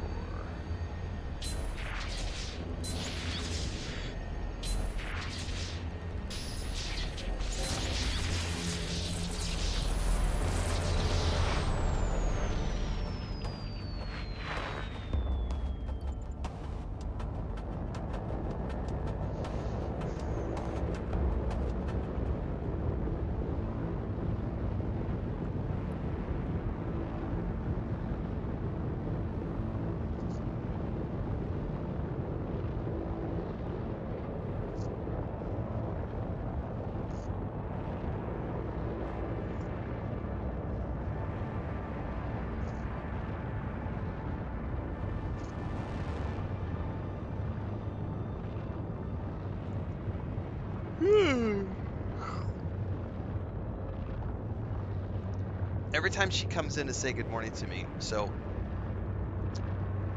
the other gaming laptop is here, but this is I'm running this on a second screen. It's all my stream setups. Anyway, so when she comes in, she sees the desktop monitor, or she sees the default monitor for that, the image, right? Which in this case is a it's like whatever is the rotating Windows screenshot, and they use all these really cool photos from around the world, so it cycles through every day. So every day she comes in here and there's either like a nature shot or like in this case it's a beach.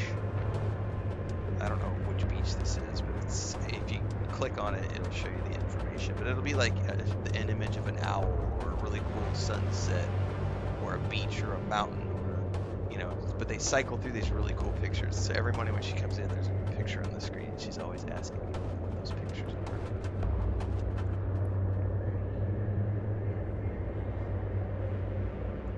Oh, I got a target log. I always forget.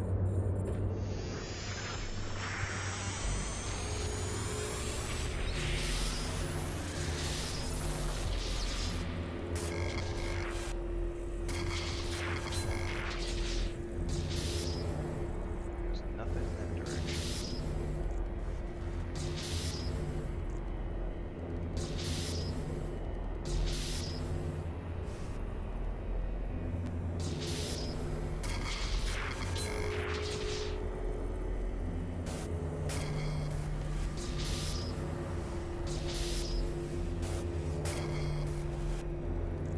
Ah, you fucker.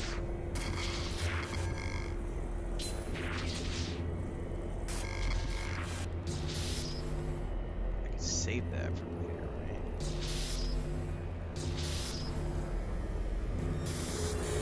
Alright, that is the system core, right? Yeah. So, there's that. Break that down. There's this. Yeah.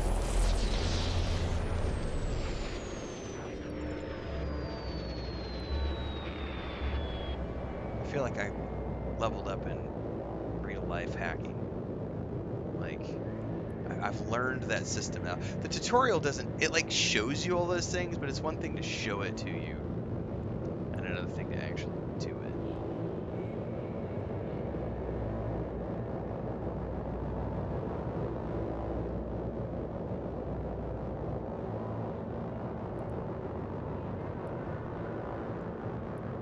Super carrier.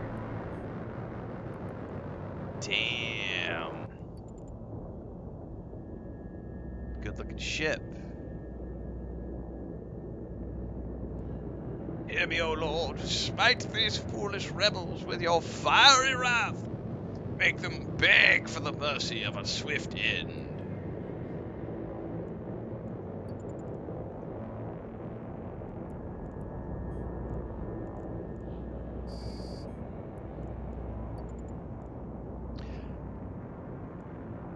Alright, we gotta kill some fighters. Right? Yes.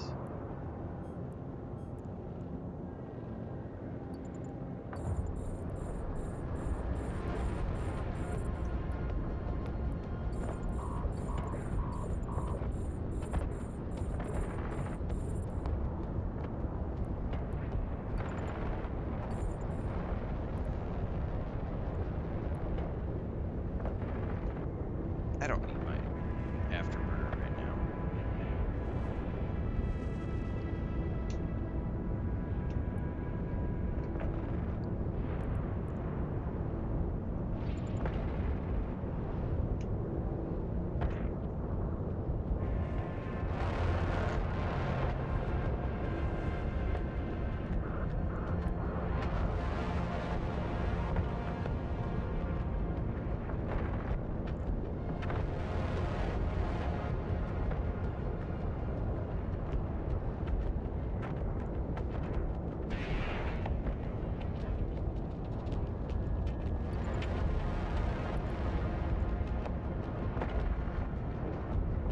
Optimal range 500 meters. Okay, wow. That's a huge difference.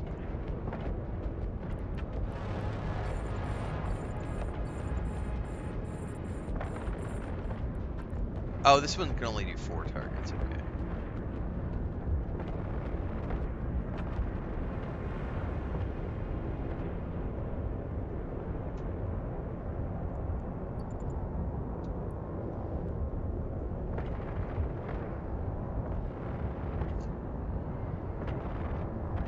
It's...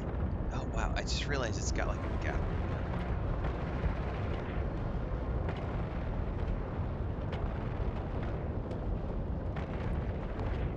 It's a very faint sound effect, though. So instead of the psh, psh, psh that I've heard from all my other ships, this is a different type of gun.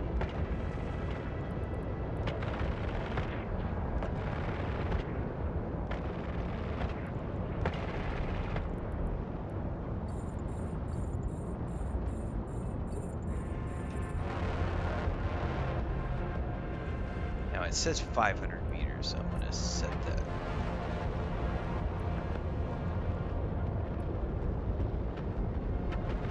Optimal range within 500 meters. Let's get a little closer.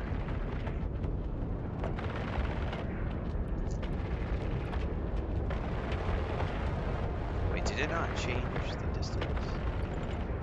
Oh, I had to click it again to tell it. Okay, copy that. Because it was still orbiting at 3,500. I thought it would just change.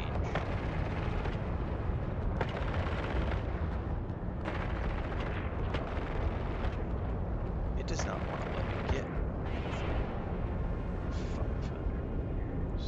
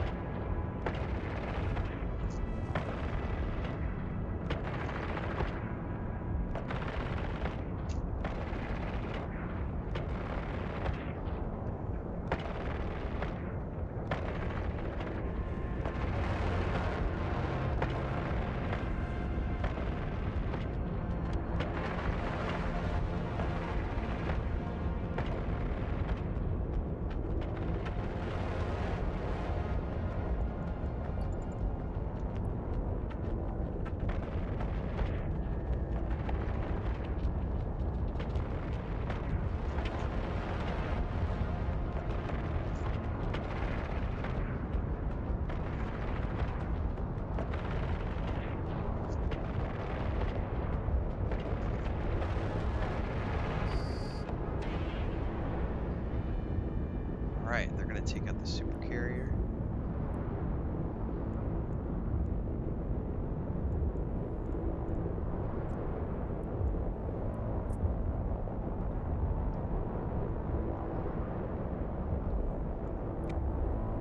Assistant supercarrier using a target painter. Yeah, I don't have a target painter. Okay, it's all good. Because I don't have the skills to do it.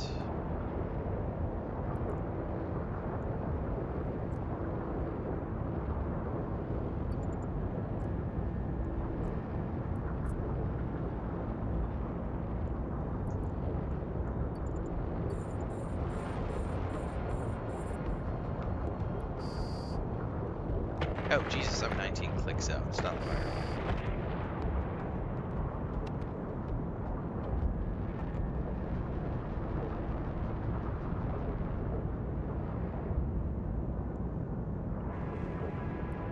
Afterburner.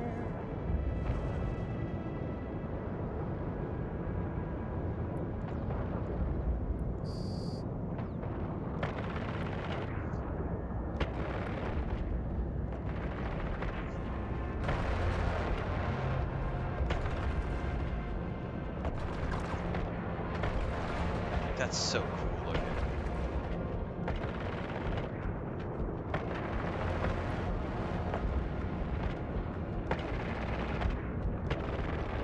I wish I could get in here early area view. We'll get some screen shot here in a second.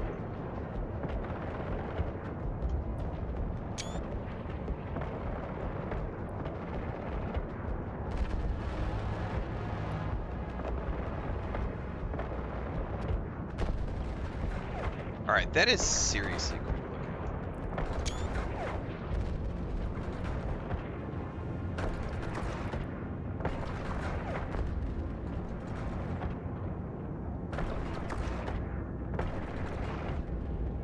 So the only way to probably do it with the bonus is if I would have had the training for that painter thingy they had me, that they offered me at the beginning.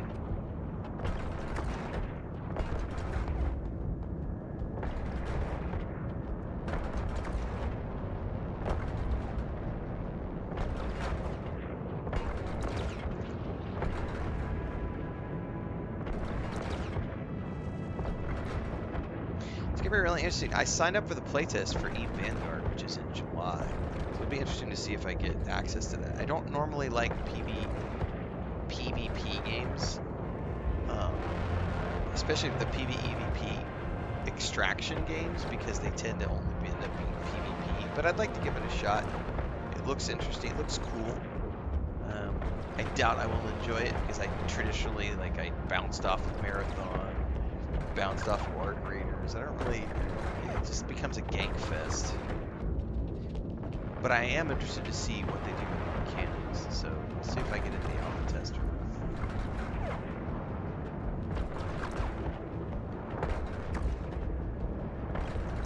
No streamer privilege with that one.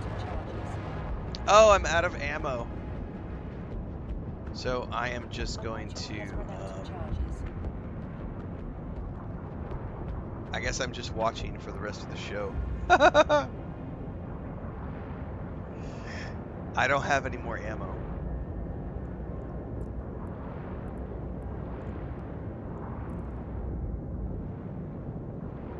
But they are doing damage, just slowly, so I'll just circle and watch.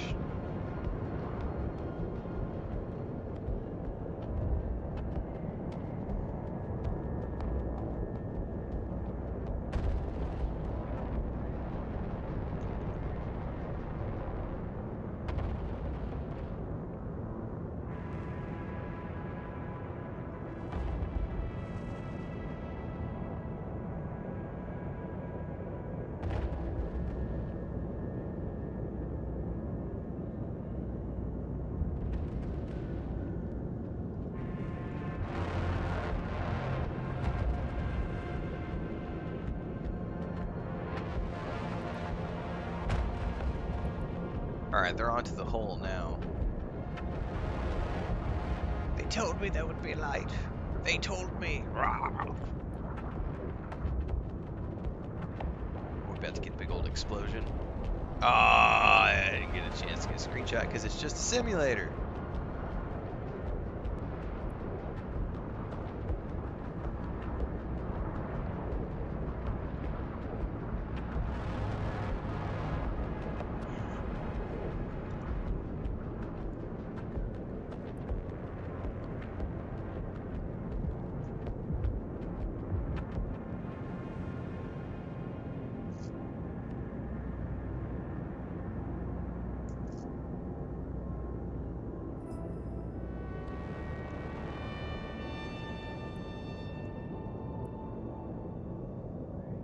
I am not sold on your mission of rebellion.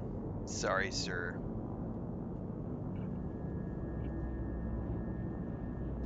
Warping to Stargate. Warp drive active.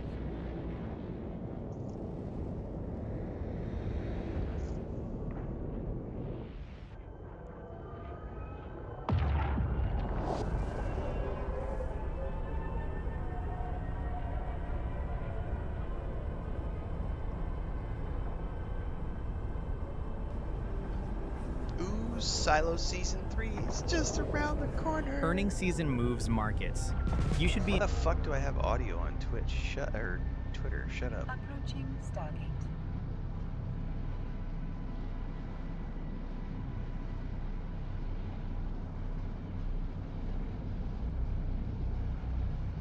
Oh, there's actually a post up. I didn't know what Detroit was talking about. I thought he was talking about rumored posts, but they posted Grand Theft Auto 6 posted a website with all of the details.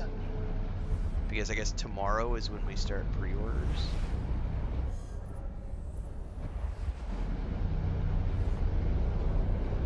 Alright, what's the Ultimate Edition? A 95 Grody Cheetah. That's cool. Hawk and Little Morgan revolvers, personalized variants, Vice City style. God damn, she's hot. Jason's Safe House vehicles. I'm gonna buy the Super Whammy Edition. Is there like a? Let me scroll down through here.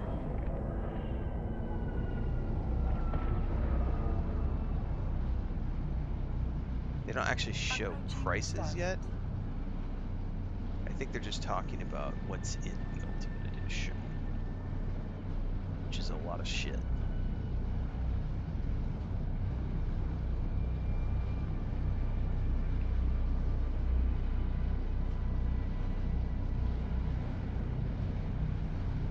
Hang on, I'm out looking at stuff on GTA 6's website now.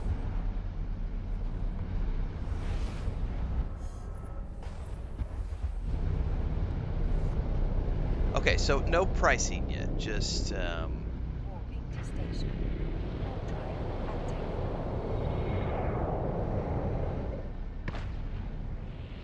at least I'm not seeing pricing on their website.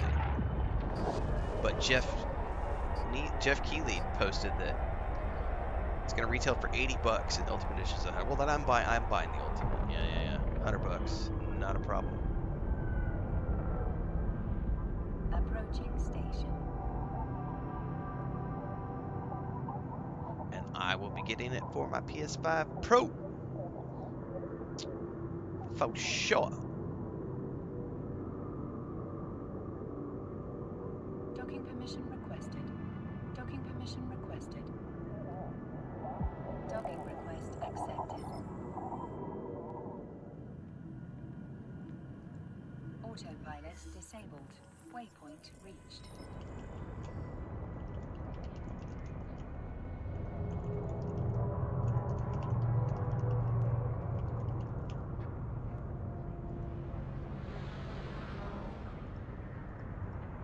Good deal, good deal, good deal.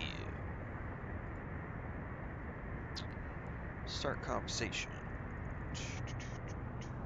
Complete mission. We have the Matari, this is a Republic. If you're continuing to fight, keep an eye out for amazing fine our militia officers. Alright. Next up, we're gonna go travel The next stimulation is the lies and propaganda of the Mar Empire. Travel to their Imperial mouthpiece and see what they have to say for themselves. Accept. Okay. First and foremost, back to my normal ship, please.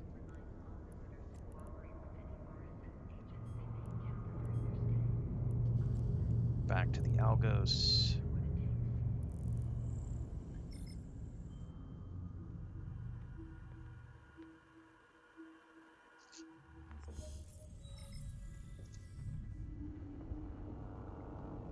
I hear you're ready to extract yourself from that den of heretics. I am Captain Marshal Siddons, your course defender of the faith. The fact that you're all about the faith, I'm just not. I'm not. Sorry. I have not drank the Kool-Aid you are serving, sir. Autopilot engaged.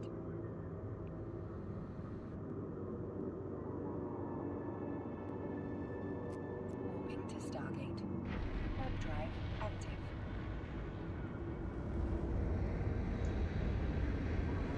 I'm not a fan of Kool-Aid.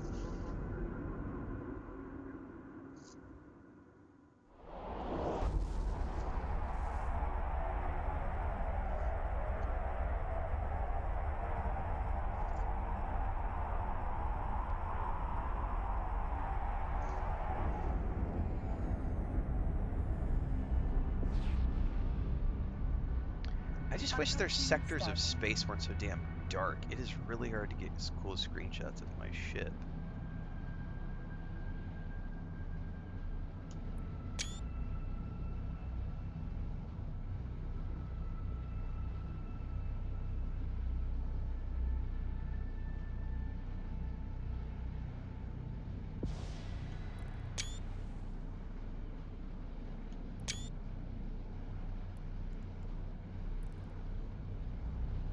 Autopilot jumping.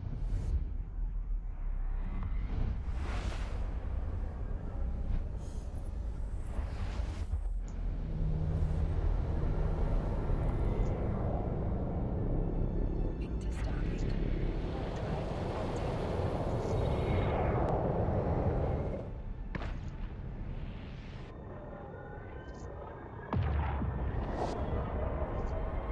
I'm probably just going to end up going Galente whenever I leave this system behind.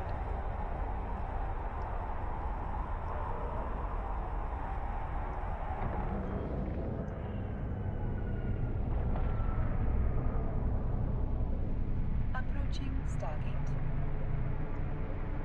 And I probably need to coordinate with Allie. I think I am probably just going to sub for 3 months at the very least, because that's the cost of a new game. And then I can have this running in the background for July, August, September.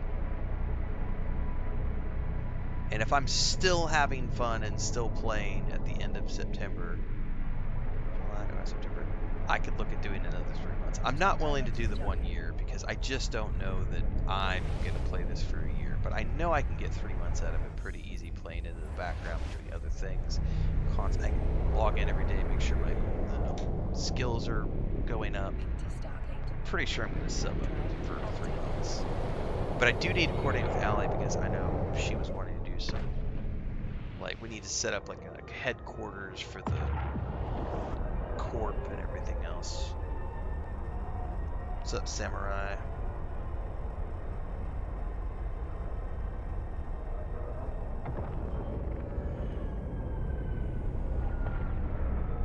I haven't even pre-ordered my Black Flag Resynced yet because I don't think there's any head start access, so there's no reason for me to like pre-order early. So once I hit July, that'll be the first purchase I make.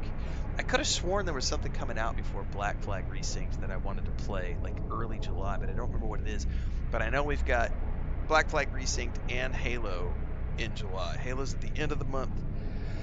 Black Flag Resynced is the beginning of the month. Autopilot jumping. I thought there was something like the first few days of July, but I can't remember now. Probably need to go look and see if there's a list somewhere. Everybody's got their own little lists. Warp drive active.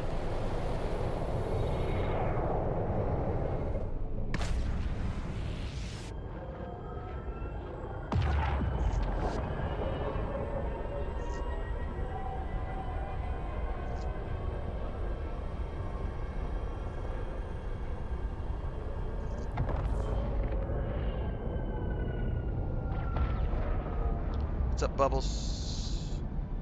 Approaching Stargate.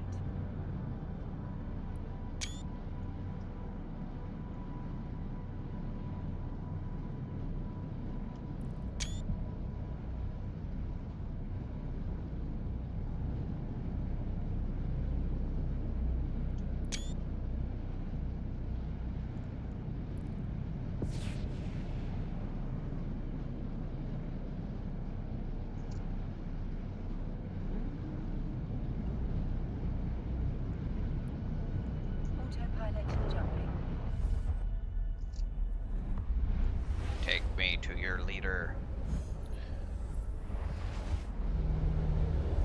Welcome to the constellation of Haven. Welcome to the missionary work of the Holy Amar Empire within Exorium. Feel free to bask in the sacred glory of the Empire as you make your way to me. Sacred glory.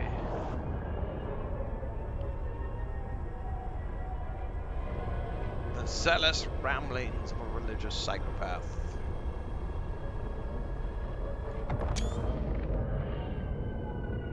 Oh, I will say that is a super cool ass Approaching view. station.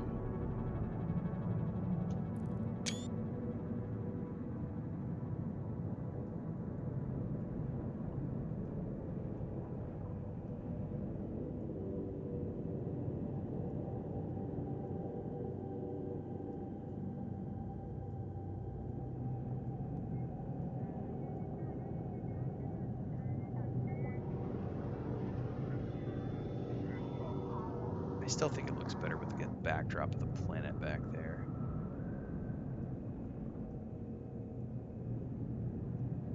Docking permission requested. Docking permission requested. Docking request accepted. Okay. Bubble Rooney! Pilot disabled. Waypoint reached. Bubble Rocks! Bubblicious! Louie Louie. Alright, yeah. Alright, start conversation. Psychopath. Our past is but a stepping stone to our inevitable destiny and our rightful dominion over the stars. Travel to the simulation site and I shall instruct you as you feel the power of our faith.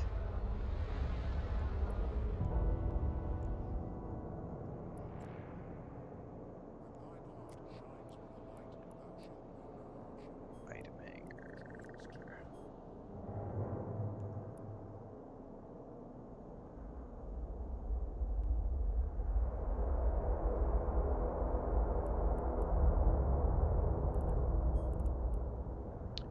The Punisher.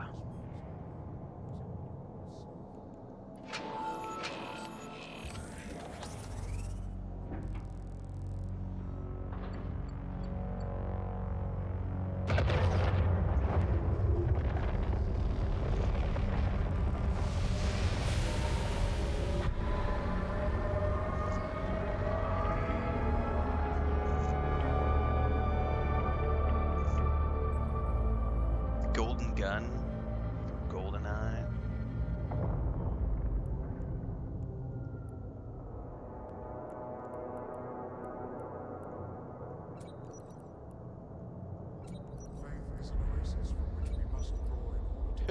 I may not be able to use half the shit here.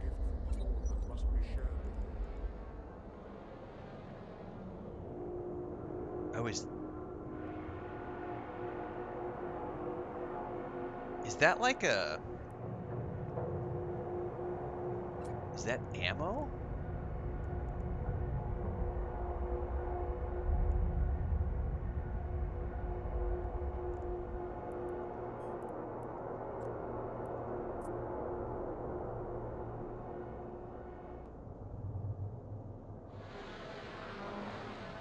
I guess so.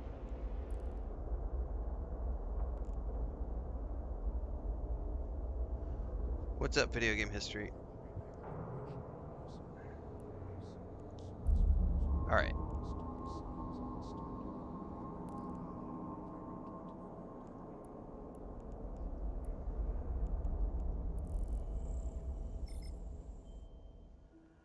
It is a cool looking ship, but these guys are religious nut jobs, so pass.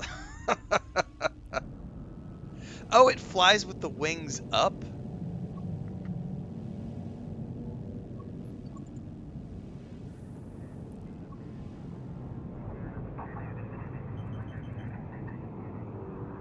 No, it was just rotating. Dude, I'm not gonna lie.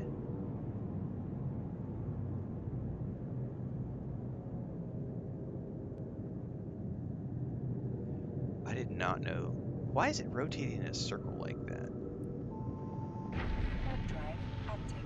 Oh, because we're not on my ship. That's why. I was like, what is going on here? Alright, that is pretty cool. That is a cool looking ship. That is a cool looking ship. But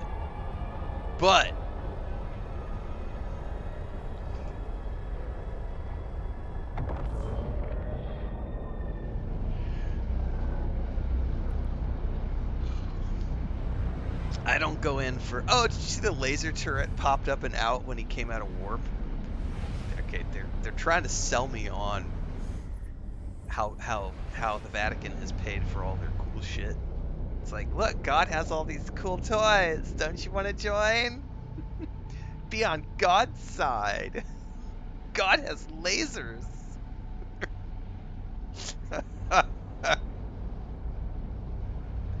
The power of Christ will compel you. Pew, pew, pew. Oh my goodness. Warp drive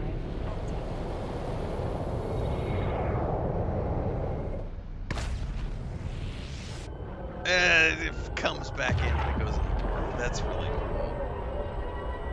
That little detail right there when it comes in out of the warp, that is primo.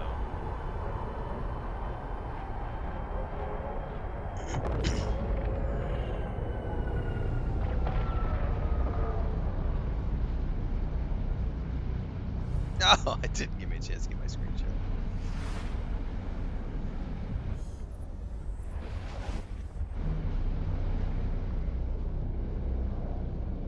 I'd like to tell you about our Lord and Savior laser beam. Oh, goodness gracious. Oh, there's one on the bottom too that comes out. Look, Mom, little ship has a pee-pee.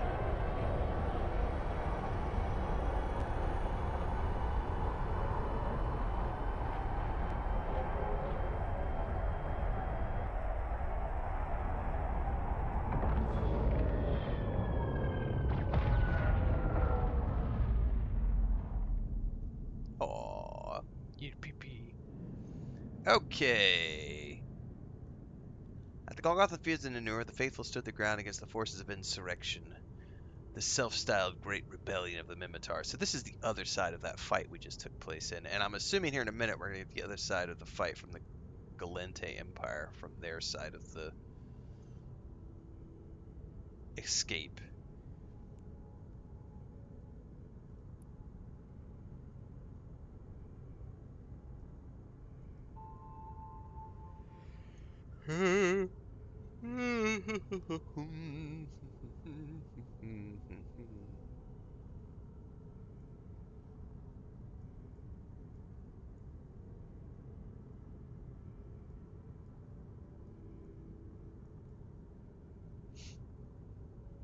There we go.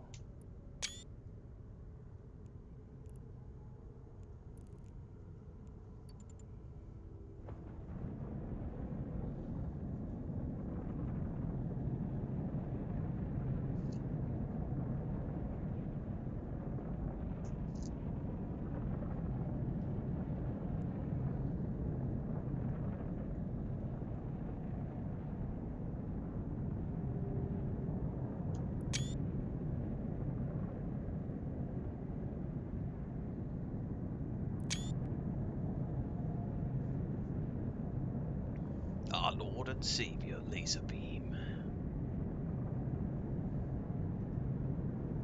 Warp drive active.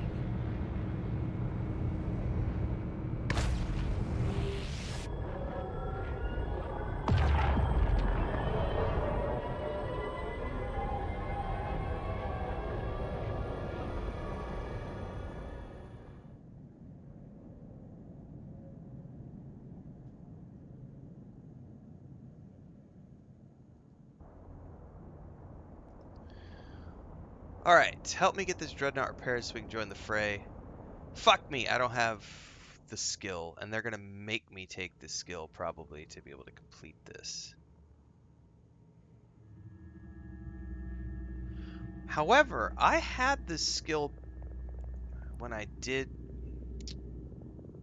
Oh, I wonder if I was running a skill book the other day. Because they taught me how to use a remote armor repairer like 5 days ago, but it was like the tutorial. Because right now I can't use it.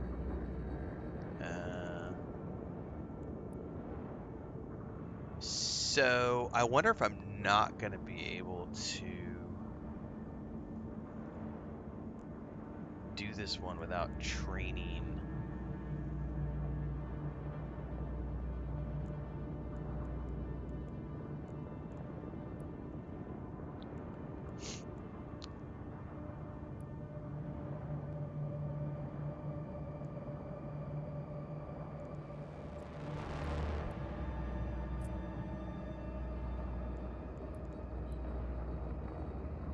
No, I've currently... No, I'm not. Remote armor. Time to train, 30 minutes. Son of a bitch. See, I thought it was already trained, but apparently not.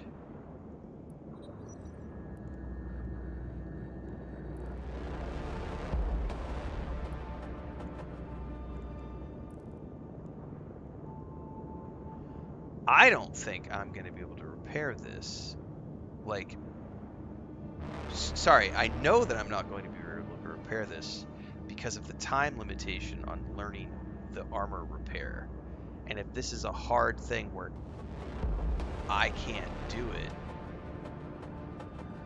I wonder if it will naturally get repaired or if it's just going to sit there and take damage until it blows up and then we fail the simulation.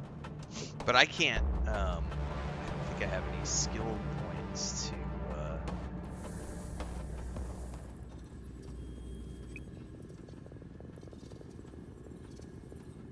all the way up to the top, please. Can I inject? I don't have anything to like do it instantaneously.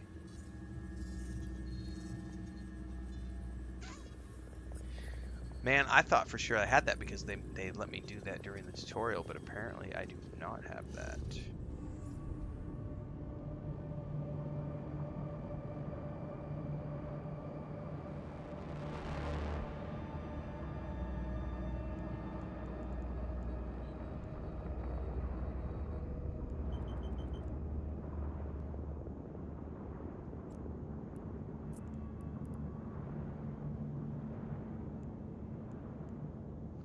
I also would need capacitor emissions systems.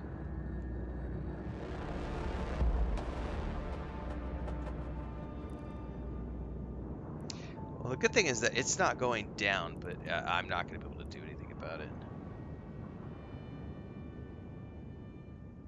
Oh, so it's going to want me to go do something different now. Okay. So we're good. We're good. We're good. In the tutorial, you use a civilian module, which doesn't require the skill. I did not know that. So that's a very interesting. So the civilian modules don't require skills, which is why you're allowed to use them. That makes total sense to me now that I understand that.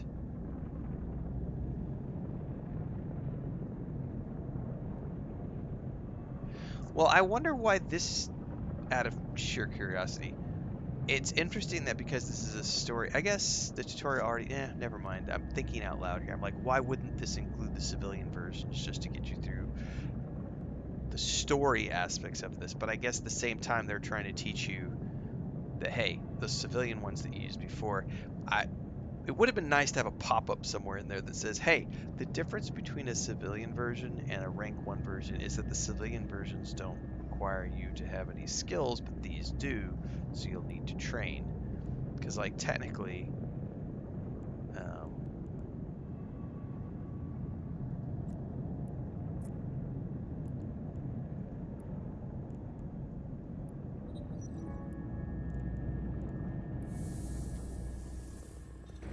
Warp drive active.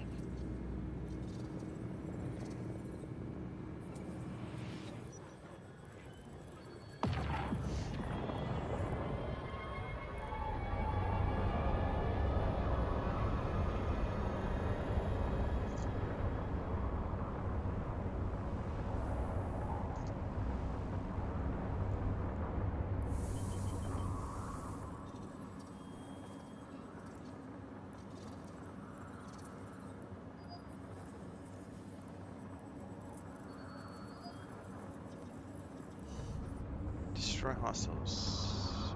That. What's the range on this thing? Yeah, we'll do 3,000.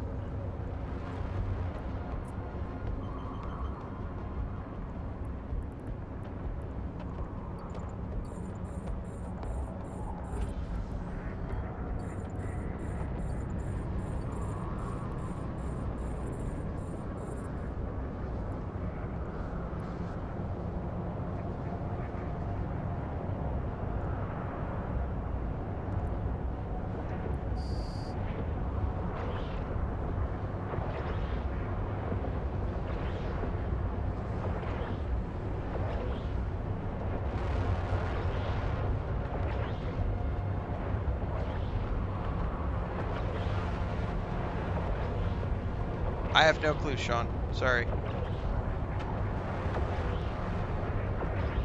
Can't help you.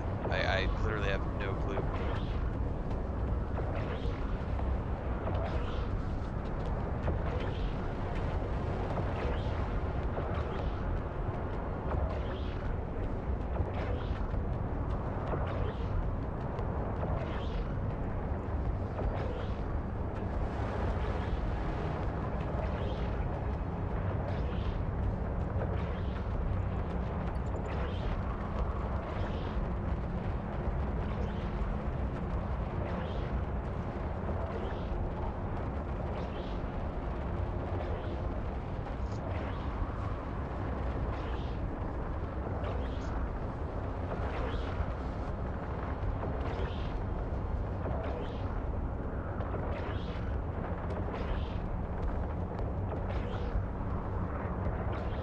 To be doing funky things sometimes.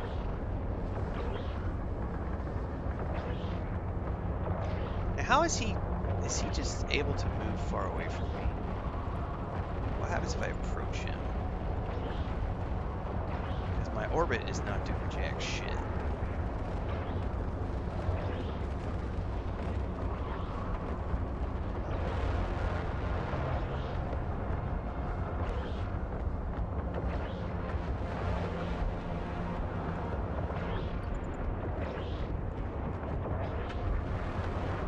Optimal range. Oh, I set it incorrectly. 2,400. Let's see here.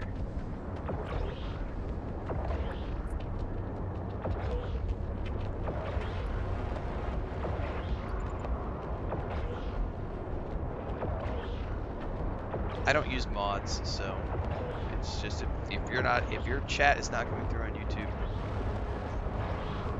I haven't manually gotten rid of anybody today, so I have no clue.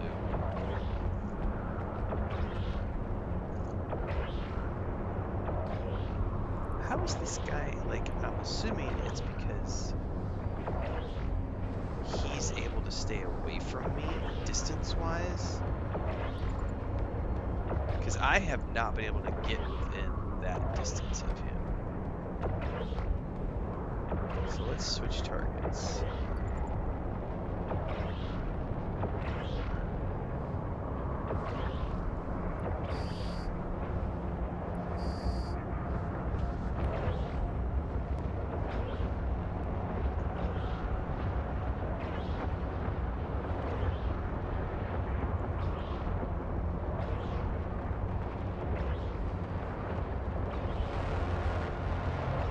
I'm not able to get within distance of these guys.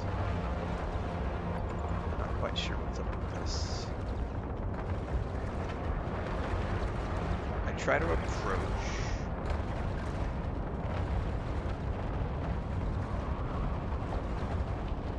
And it keeps, like, the distances keep bouncing. Map.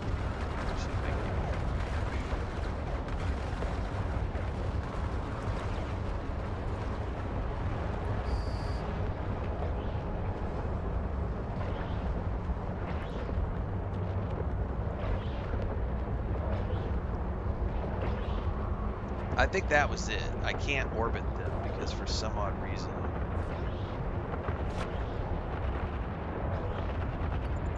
Now I can try orbiting.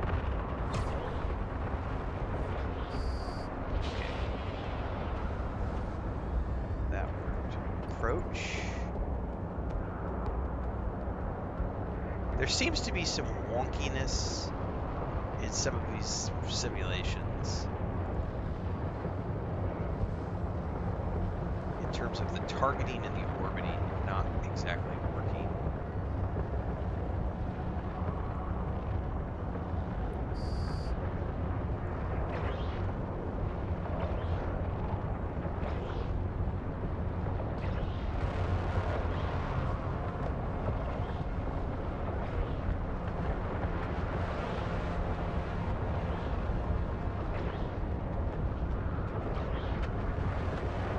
These guys, I think, are just faster than me,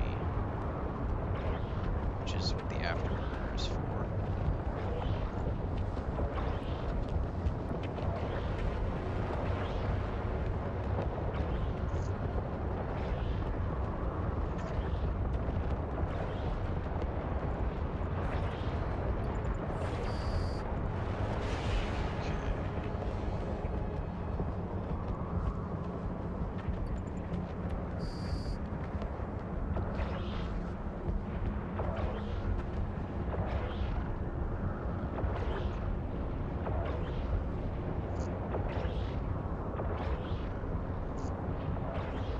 Let's approach straight up. These slashers move really fast, so.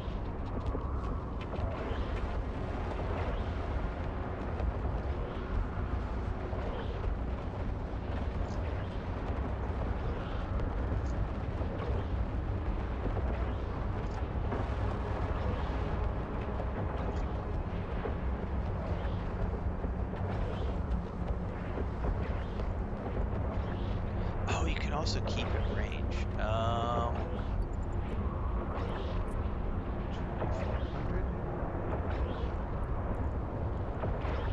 Keep it range. Never mind. That's another tool I can use instead of just orbiting.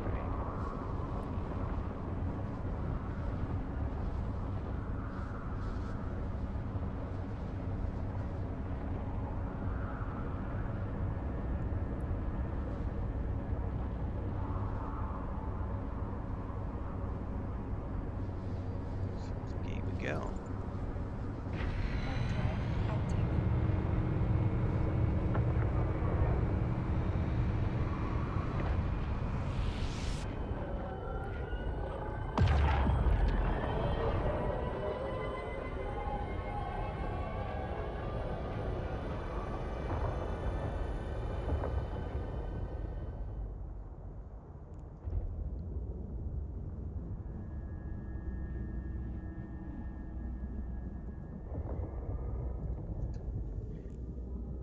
Terrible destruction is this? Oh, Jesus.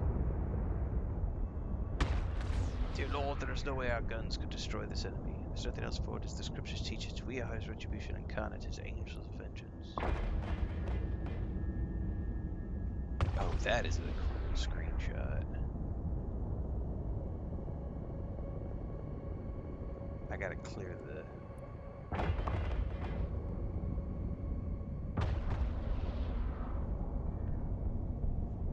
Look at that. My goodness. Alright. I wish I could get a first-person shot. Neutralize the flagship.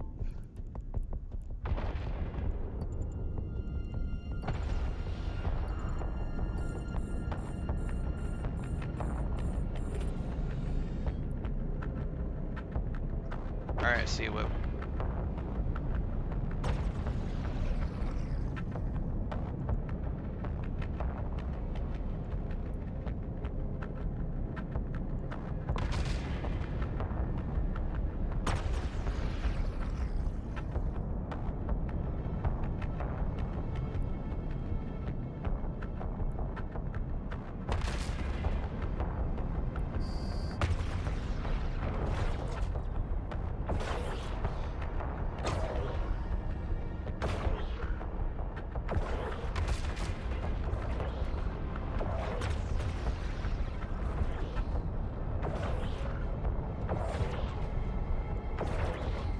So the neutralizer would be the thing that it gave me in the tutorial.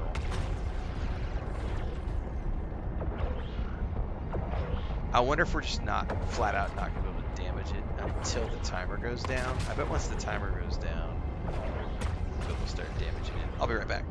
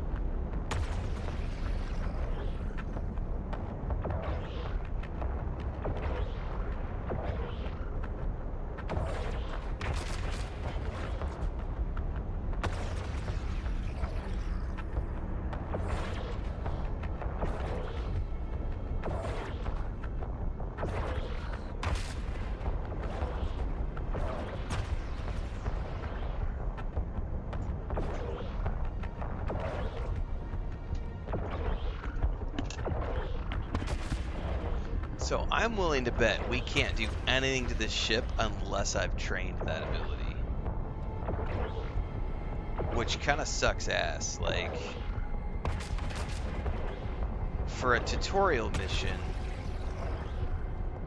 I guess it's not really a tutorial mission. So I would need to train that, and it's going to take me 34 minutes. And I gotta move it up to the top of the queue.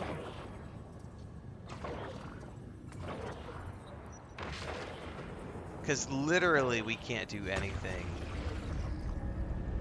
We're just not damaging the ship at all.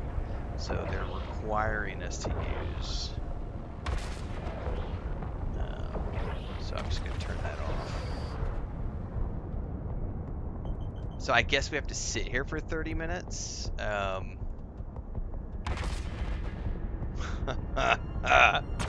Which is kind of a bummer. There definitely needs to be a pop-up that lets new players like myself know that, hey, this is a required skill to complete this mission, not optional. You must have this skill to complete the mission. So while you, because remember when we were doing the career paths, the NPC would pop up and say, and they had a voiceover. It's like, hey, this project is going to take an hour and a half. While you're waiting for this project, you could go do other things and then come back to it. And since this is a new player thing, you would think that there would be some sort of a pop-up that says, hey, these skills are mandatory for this mission. Some missions that you participate in are going to have prerequisites. Ships are going to have all these things. You should learn to go do other things while you're waiting for your skills to train. Because if I was not streaming, it would be okay to just hang out. You know, I could just go do something for 30 minutes while I'm waiting. But on a stream, it kind of sucks because I'm kind of dead in the water right now. Because I don't think I can leave here because I'm in a simulation and I have to, I can't like warp out. Like we have to complete this to complete the simulation, and I can't complete the simulation without finishing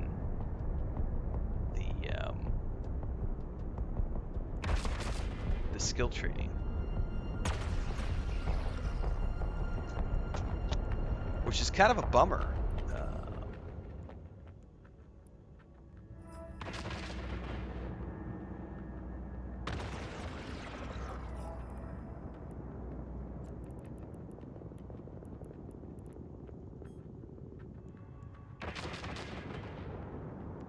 I think I already have that one trained.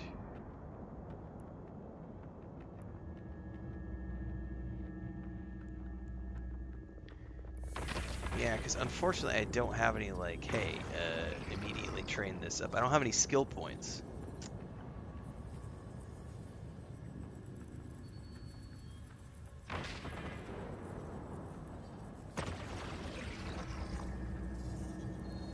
It's definitely not a spreadsheet simulator, Sky, at all. Not even remotely true. Any Renfail rants in the shoot? Not that I'm aware of, but I don't get audio cues or anything. I don't see anything.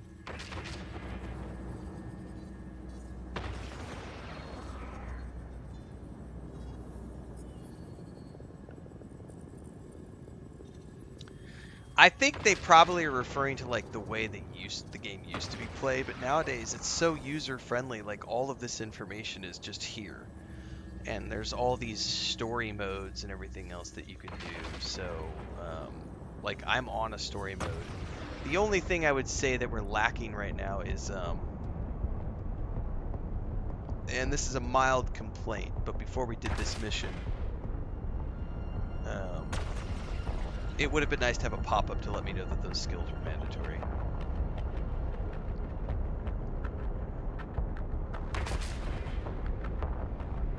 Because I literally just have to wait for that skill to train, because I can't use the neutralizer until it's ready, until I can use it. So I'm literally just kind of dead in space. So maybe we can just kind of actually shut the engines down and let's just hang out and watch these guys like shoot each other for no reason at all. And as I air this series on YouTube later on, it'll be a great learning moment for other players. Hey, excuse me, don't forget you have to have these things trained before you do the missions.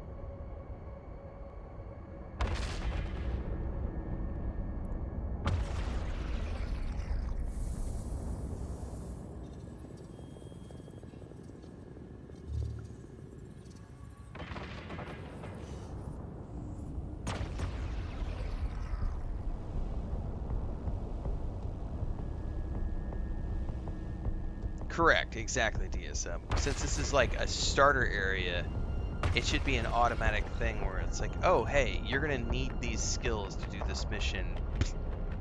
But granted, they just launched this with the new expansion, so this may be an area where they just haven't received feedback that this is a problem point, a pressure point for players.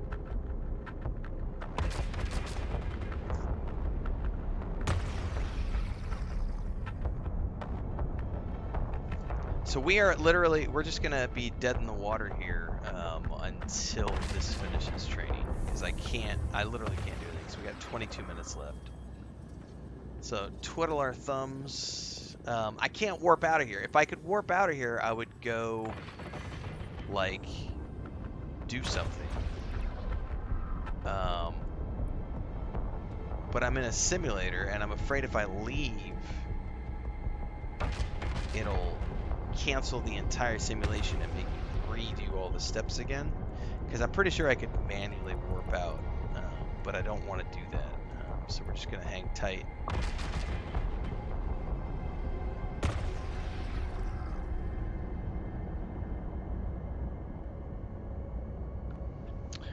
And I guess the big thing will be when we get to the next one, which is the Galente, I'll need to just make sure I stop and train any of the things that says are prerequisites. Because I thought because it was a simulation, we could just go do things. I'm sticking with Galente because the drones just sounded way too cool, and I like the look of the ships. But also I like the drones. I like having a pet class, and it's really cool having like NPC companions that can come help me. Oh, you know, while we're sitting here,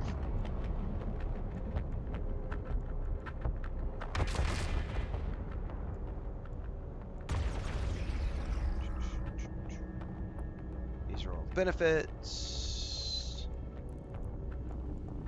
I think I'm gonna do a 3-month sub.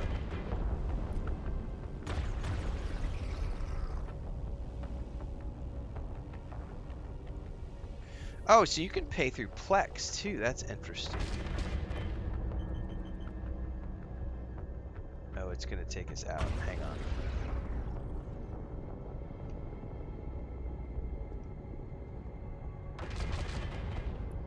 I thought it was just gonna do it through Steam. Hang on, how do I see the different tiers again?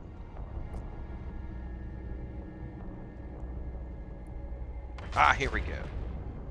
Yeah, 3 months sounds like a good deal. I'm paying for a box cost. It's $50. That's not bad. And I can get an instant skill point. But they want me to go out to their website. It's kind of a pain in the butt. I don't want to have to do that right now, because then I have to, I don't want to pay on this. Hang on, let me see if I can go to the website.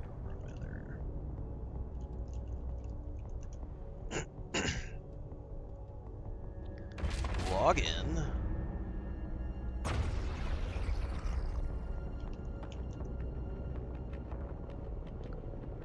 Want me to do a verification code? Yeah.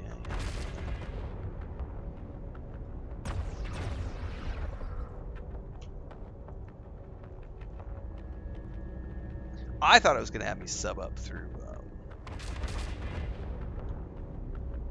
Steam.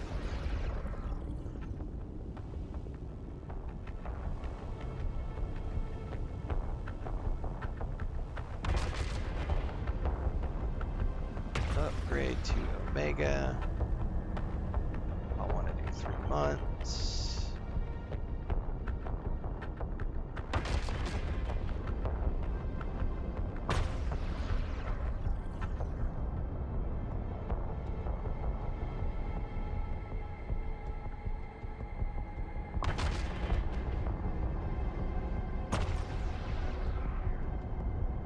Hang on, I gotta go find my credit card. It's in my wife's purse. I'll be right back.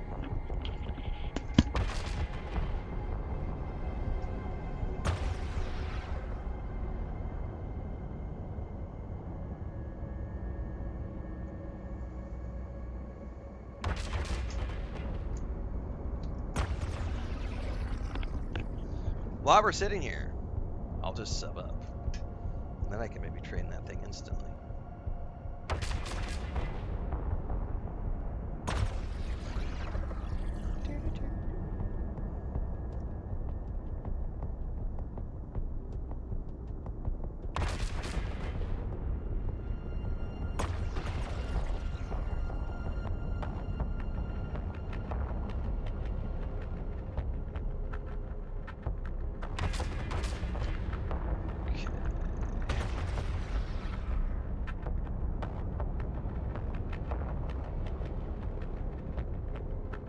Oh, they've got an affiliate code program too. That's cool.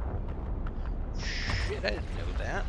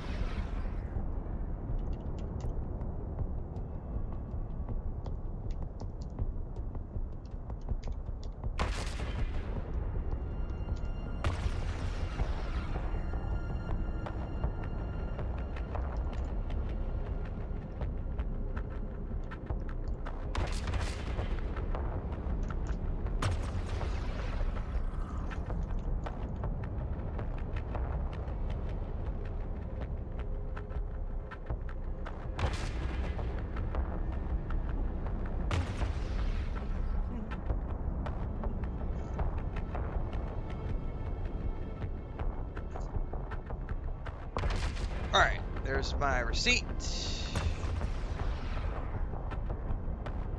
Now, is that an automatic thing that's applied, or do I have to log out of the game and log back in?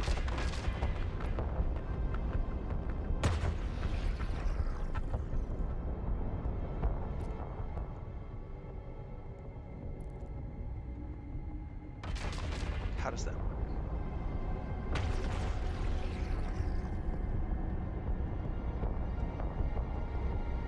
Your account has been billed. Oh, I need to add that to my tax receipts.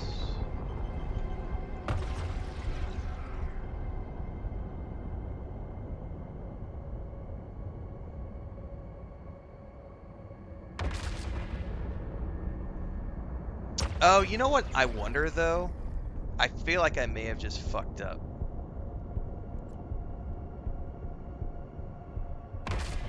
Because our Steam account's different. No! I have a question. I didn't realize this just now. I wonder if Steam account is different than my actual EVE Online account. Because it was prompting me to go to the website from the game. So I went to the website, logged into my account, subbed up, and I'm not seeing it applied to the account, so I don't know if I need to log out. In which case, I may have... No! I may have just done that to the other account, which is not a big deal, because I've gone through all the tutorial stuff. But I'm wondering if they're separate. I'm gonna go look this up really quick.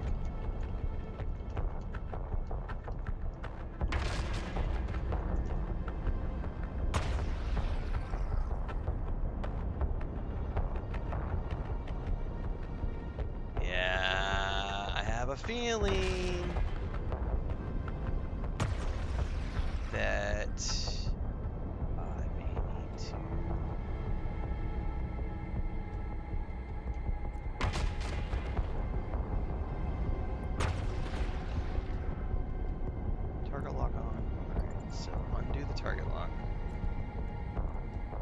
safely. How about just quit? Yeah, see, this is what I'm afraid of. Because I think, yeah, see, it separates it between, that sucks. So it separates it between the Steam account and the original, the OG account. So I subbed with my OG account, not with the Steam account that I had just been learning. I'm kind of disappointed in that. I didn't understand that that was going to do it that way. It's not that big of a deal in the grand scheme of things, because now that I've gone through the tutorial, um, now that I've gone through the tutorial, it's I could literally just turn around and start a character, and it's not going to be that big of a deal. But I do wish that that would have been made a little clearer from the get-go. Now that I've put 10, how many hours have I put in? This is stream number 5, I think. I've put about 15, 20 hours in, which in the grand scheme of things is not that big of a deal because it's all starter ships and everything else. And now that I've streamlined everything, I would need to either pick up one of my existing characters and go from there, and they're already in like native space, or start a new character from scratch and just burn through everything again really quick.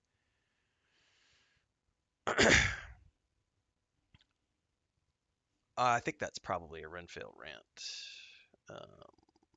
If I had to guess. I'm not able to see it unless I go it. Yeah, give me a second, Babylonia. I will, I need to log in really quick here.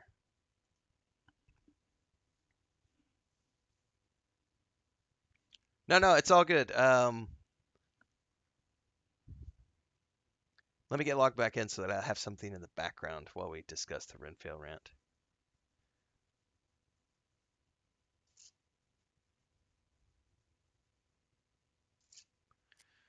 I could also probably go back to my OG character, who is... I don't know what he was.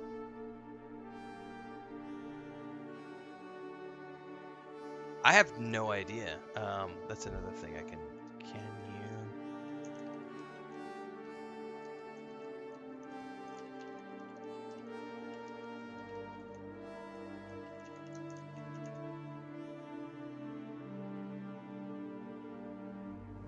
No. It's permanently permanently tied to the account that made the purchase. Purchases made through Steam are strictly locked to the specific Steam created account. But see, I didn't make a purchase through Steam. I tried to make a purchase through Steam, and it prompted me to go to the website. So here's what happened. I am playing EVE Online on my gaming PC. I am streaming on my other PC. I don't do any account-related stuff on my gaming PC. I do it all from my business PC, which is where I access my bank account and do all my credits and do my taxes and log into all my accounts. I do all that from, I set up, it's all on my main machine. So this machine, the game prompted me to go to the website. So I went to my main PC, logged into the website, did the sub, not realizing that it was the Steam account prompting me to go to the... And I'm like, I didn't realize those were separate things, which is kind of bullshit. If I'm playing it through Steam, it should be the same account. But I know Guild Wars 2 does it that way as well. Like, Guild Wars 2 is a separate... But it's... that's fucked up. But it's not that way for, like, Lord of the Rings Online and Star Wars Republic. But, yeah, that's... I'm mildly disappointed. It's all good. Let me sort this out really quick.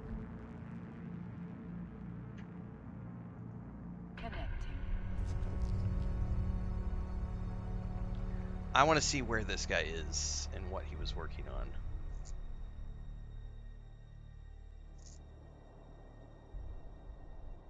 And how do I see...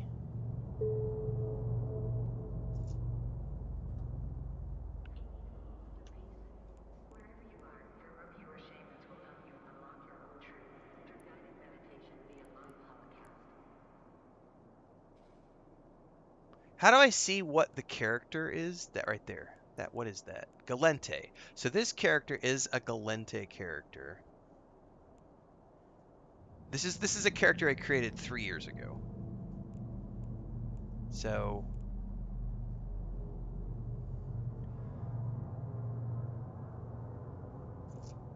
the question I have is, do I grab this character, and why am I in a corp?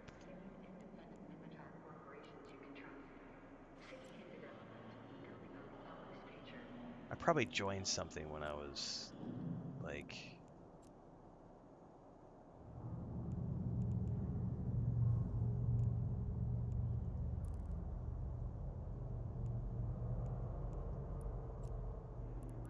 I would want to probably restart from scratch, to be honest with you.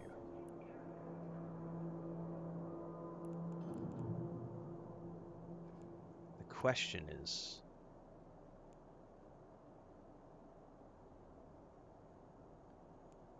what?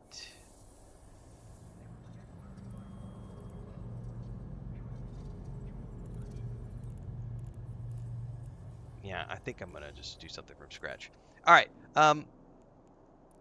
but we got a Renfail rant we can deal with first, and then I'll sort this out, and I'll let Allie know, and we will sort it out from there. Oh, this has gone back to doing it this way. One quick thing I need to do here. Gameplay, camera, here it is, camera. Cute. All right, let me grab my notebook.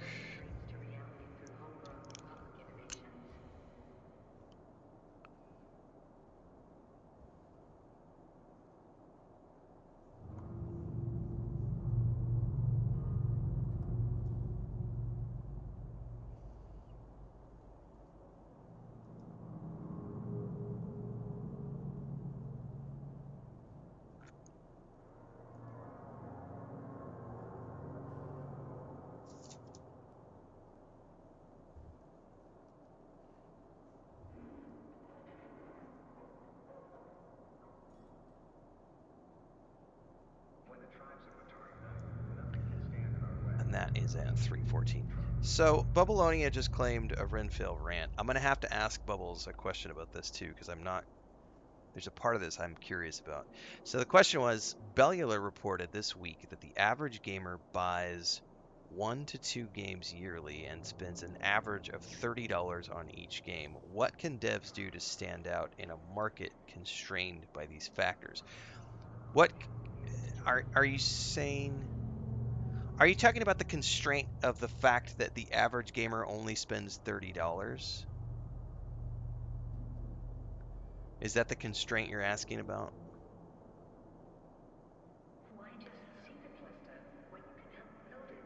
The average gamer buys 1 to 2 games yearly. I would need to, that sounds extremely low. I don't know what source that's from. So 1 to 2 game, that's not in my mind, that's not an average gamer. But again, I don't know the study he was looking at. I would look at my brother as someone who's an average gamer, and my brother definitely buys like 4 to 6. Like 4 to 6. He'll buy a game every couple months, right? And with the kids, the kids might buy a few more than that. That seems extremely low. Again, I don't know what stats he was pulling from. The average of $30 for each game. So this is the one thing I can say is, so this is an interesting side component of that question. Is the number one comment I have seen from everybody around the Steam Machine reaction is, no, it's all good, Bubbles. I can totally turn this into a rant. The conversation that I'm seeing around the Steam Machine is not like the quote. It's not the cost of the Steam Machine. the number one commentary I'm seeing around the Steam Machine is the reason why so many of the fanboys are saying that it's so superior is because they want to be able to buy games for as cheap as possible, and they always will quote, I don't want to have to buy games through Xbox or PlayStation because they're going to charge me $70, $80 for games. I want to game cheap. I only want to pay, I'm going to use that number. I only want to pay $30 for games. I don't want to pay $80 for games. I want to pay $30 for games. But the reality is that if you're going to play a new release, it doesn't matter if you buy it through Steam or if you buy it through Xbox. It doesn't matter where you buy a new release. A new release is always going to cost you $80, $70, $120 for the Ultimate Head Start Edition. Like the Ultimate Edition of GTA 6 was announced today. It's going to be $100. You know, so whether you spend the base version of the game at 70, $80, or you buy the premium edition for $100, $120, if you're buying at release, then you're going to spend that premium cost. The only way you get away from that is if you wait for a game to come to a discount and you buy it for $30 or $40. And that means you're buying games 2 years down the road from launch, for the most part. Some games are going to go on a discount within the first year, but most games are not going to be discounted to $30 until they're 2 years, 3 years out from being launched. So Bellular is normally pretty accurate with his reporting. Yeah, I don't, like I said, I don't have that in front of me to know what report he's looking at.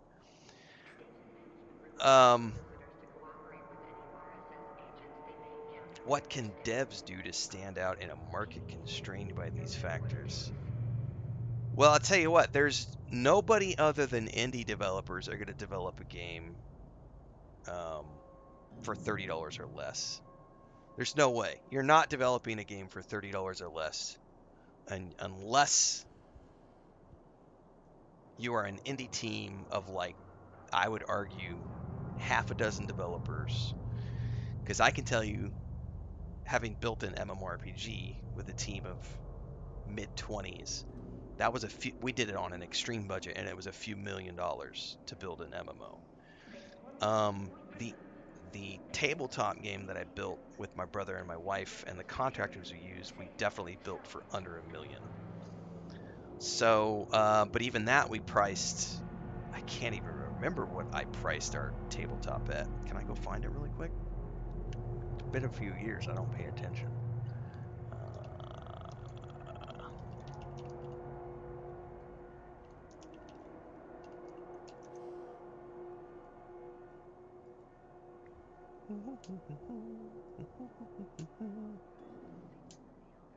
If you build it, they will buy. Correct.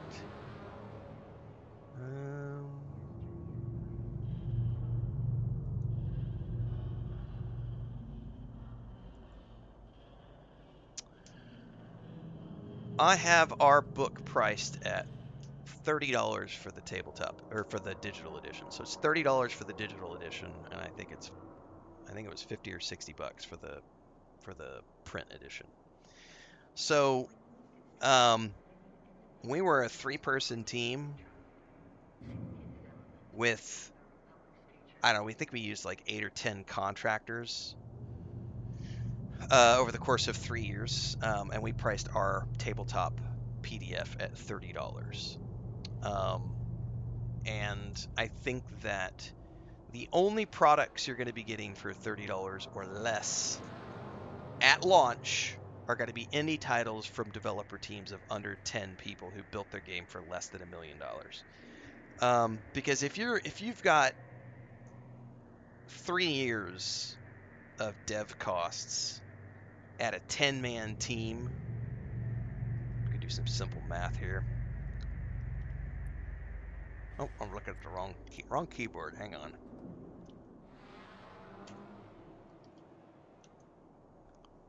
If everybody's pulling a salary, you need a livable income. A livable income is 40 grand a year. So you've got 10 people making 40 grand a year. That's $400,000 a year. Let's say it takes you 3 years to build your dream project. That's 1.2 million.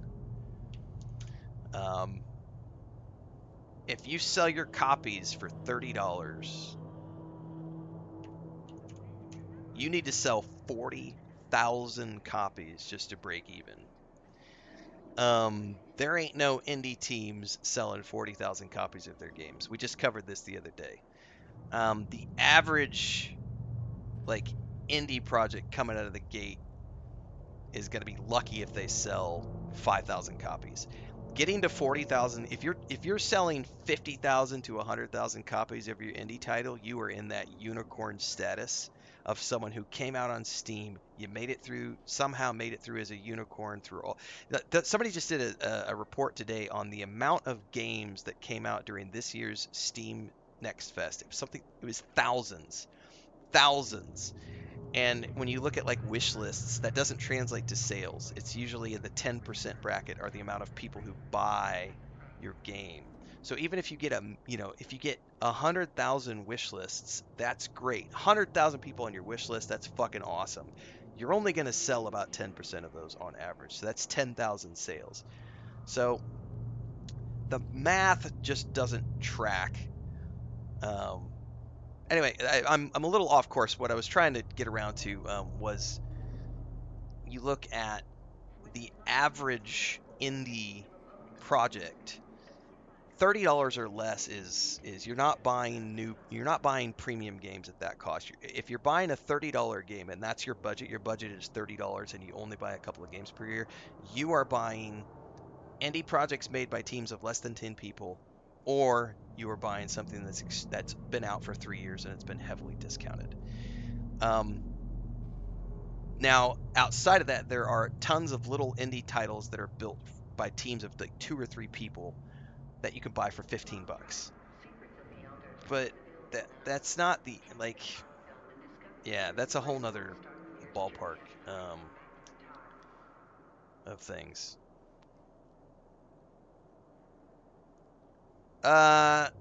Hightail is a unicorn example. I would not use that as a case study, because Hightail started as a Minecraft project that got bought out by Riot and then got sold back to the original founder and was able to be successful because of 10 years of gestation and publicity and everything else. That is not the average example I would be using for the public for sure. Anyway, going back to Bubbles' original question, what can devs do to stand out in a market constrained by these factors? I mean, the biggest factor is that I don't even think cost is the issue anymore, because I think JK just said it a minute ago. If you build it, they will come. If you build a good product and it gets good word of mouth and everything else, then it won't matter if it's a $30 product or a $50 product or a $70 product or a $100 product. It's going to sell if it is a good product. And that's just a fact. When you make something that's a good product, it sells. The main thing that devs can do to stand out on a market, I would say the number one thing is you have to build a good game. The number two thing is you have to have a good marketing campaign, because in order to cut through, because here's the reality. Let me see if I can pull this study on Twitter X, because I saw it this morning and I'm not sure if I can find it again. JK says you get what you pay for. Don't expect quality of life and graphics on. What's up, sweetheart? Oh, she's giving some food to Dora. I don't know why suddenly I've got audio turned on all my Twitter X stuff, and that's never been the case. Did you pass on bacon eggs? All right. Anyway, the study that I saw, I'm paraphrasing. It was 4 o'clock in the morning when I saw it on Twitter. Somebody put up the stats from Steam Next Fest this year. I want to say it was something like 7,500 demos showed at Steam Next Fest this year, right? And out of those 7,500, all of those demos are wanting people to sign up for a wish list. How many of those 7,500 demos are actually going to get 100,000 wish lists? The reality is very few. We're probably talking single digits. So how do you rise through if you're presenting your demo, if you're an indie developer and you've got a product that you're trying to sell for $30 or less because you think that that's the target audience that you want to hit, how are you going to break through the noise of the thousands of little one-man, two-man, three-man indie teams that are putting up demos at Steam Next Fest? It really comes down to marketing. Because as long as your product is good, it won't matter what the cost is. Um, Budget gamers, in my mind, should never be your target audience. You should never be targeting budget gamers. You should not, because budget gamers. This goes back to my freelancing career though, because the clients who always bitch the most are the ones who don't want to pay. They're always the ones who cause the biggest problems because all they do is complain. The ones who don't complain are the ones who see your quote, are willing to pay your quote. They don't haggle, they don't negotiate. They recognize that you have the skill and talent to do the job, and they just fucking pay you. And they are a dream to work with when they come along. And I kind of look at that as the customer base too. I have never once in my life tried to target a demographic that is going to bitch and moan because of the price, and also bitch and moan about quality of life features, because the reality is if you're trying to target people who are always looking for a $30 deal, what they're looking for is the $30 discount from an $80 product, and so they're expecting all the quality of life that they would get from a premium product, but they're not willing to pay the premium price. And so what they're looking for in every release at that $30 target range is some sort of maximum quality experience, which goes back to how can developers stand out in a market constrained by these factors? You have to build a good game, because budget gamers are little bitches when it comes to all the little things they're going to nitpick, and so you can't have any flaws in your game. You have to build a flawless game, put as much quality of life as you can into it, build a good game. That's it. Build a good game and have a good marketing team. That's really what it comes down to. The marketing, I would argue, is probably the number one most important thing, because you've got to cut through the noise of 10,000 demos coming out at Steam Next Fest, you know? And then depending on what other games you're submitting your game to, what other projects you're submitting your demo to. Do a demo for sure. You've got to have some way to get your demo into the hands of the people. You can't just charge for something. You have to have a playable demo. Don't do a trial product. Do a demo. Do a standalone thing. It can be 10 minutes of the game. It could be an hour of the game, whatever it is. You got to give people a demo to try first. Try before they buy. Especially if you're going to put your game on Steam because of all the bullshit refund policies and everything else. And if you're trying to use influencer marketing, for the love of all things holy, have a budget. And when you pitch influencers to showcase your product, you need to be able to offer them something. I can't tell you how many. I probably get 50 games a week pitched to me in email, and it's always people are just offering me Steam keys. They're just offering me free keys to their game, and there's no incentive for me to go play those games on my stream. Why? Because I'm not getting paid.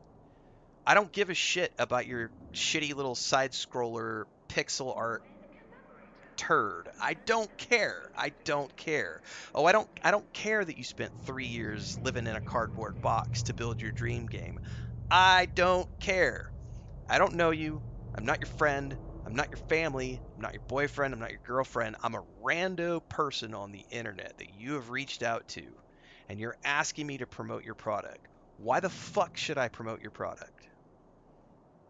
So you need a marketing budget, and if you don't have a marketing budget, you got to find a way to like incentivize content creators and influencers to promote your game for you if you're going to be relying on them to do that for you.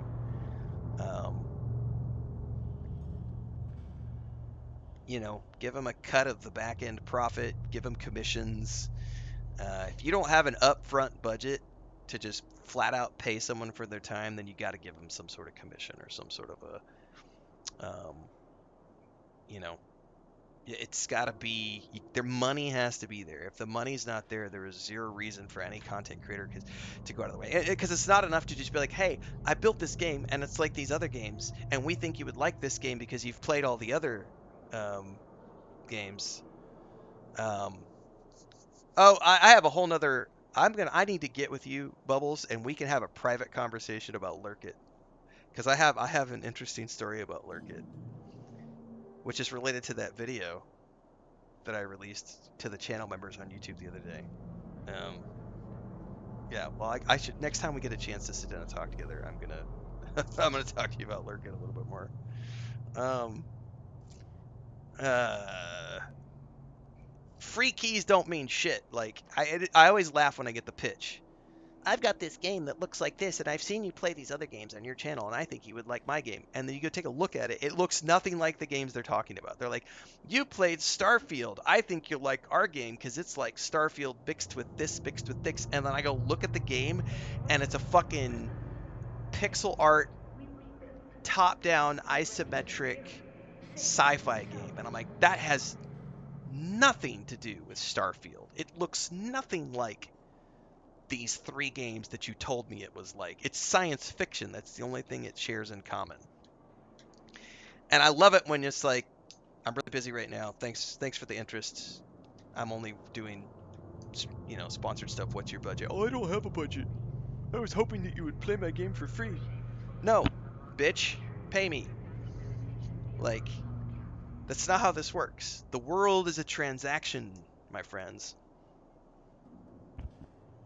The world is a transaction. Dun, dun, dun, dun, dun, dun. That didn't quite work, but I'm going to vibe with it anyway. Mold washing sounds pretty sweet. Oh.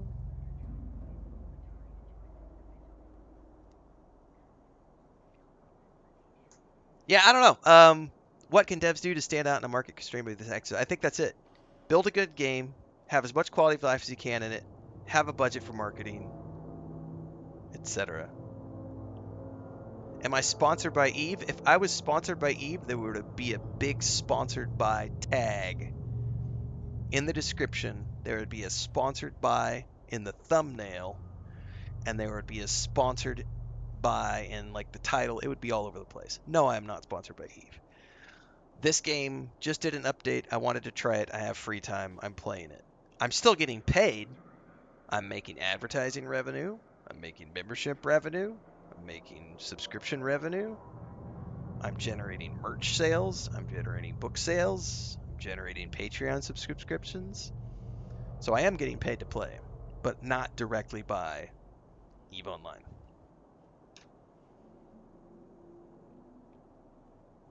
Oh yeah, pixel art is, I can't stand it. So anyway, to wrap that up, Bubbles. Yeah. If your target audience is someone who's spending $30 or less, you gotta have it. It's gotta be as polished as it possibly can be. It's gotta have as much quality of life as it can have in it. You gotta have a demo, and you gotta have a marketing budget to be able to actually get influencers to pay your game. Because that is the number one most powerful tool, is influencer marketing. It's been that way for 15, 20 years now. It has always been influencer marketing.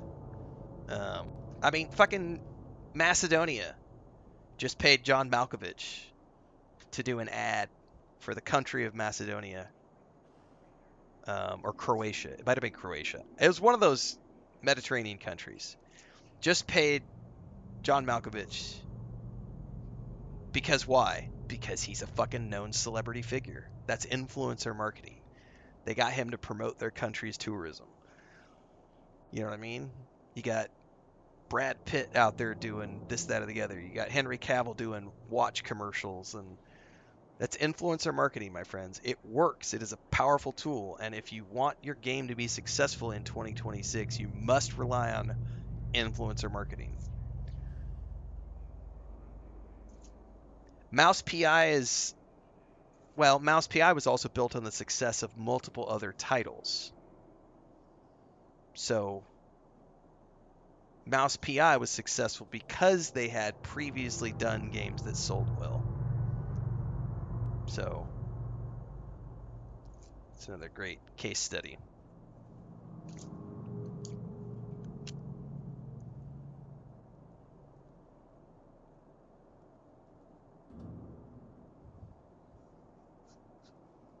All right. I'm going to wrap here, everybody, because I need to go sort out what I'm going to do with this. If I'm going to delete this character, if I'm going to start from scratch. Am I going to pick this character up and run with it?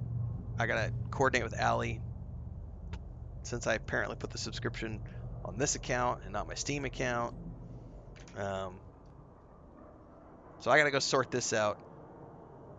I will... There might be a stream tonight, this afternoon, at some point. Otherwise, tomorrow morning I'll be back for more. Stay tuned. See you in the next one, everybody.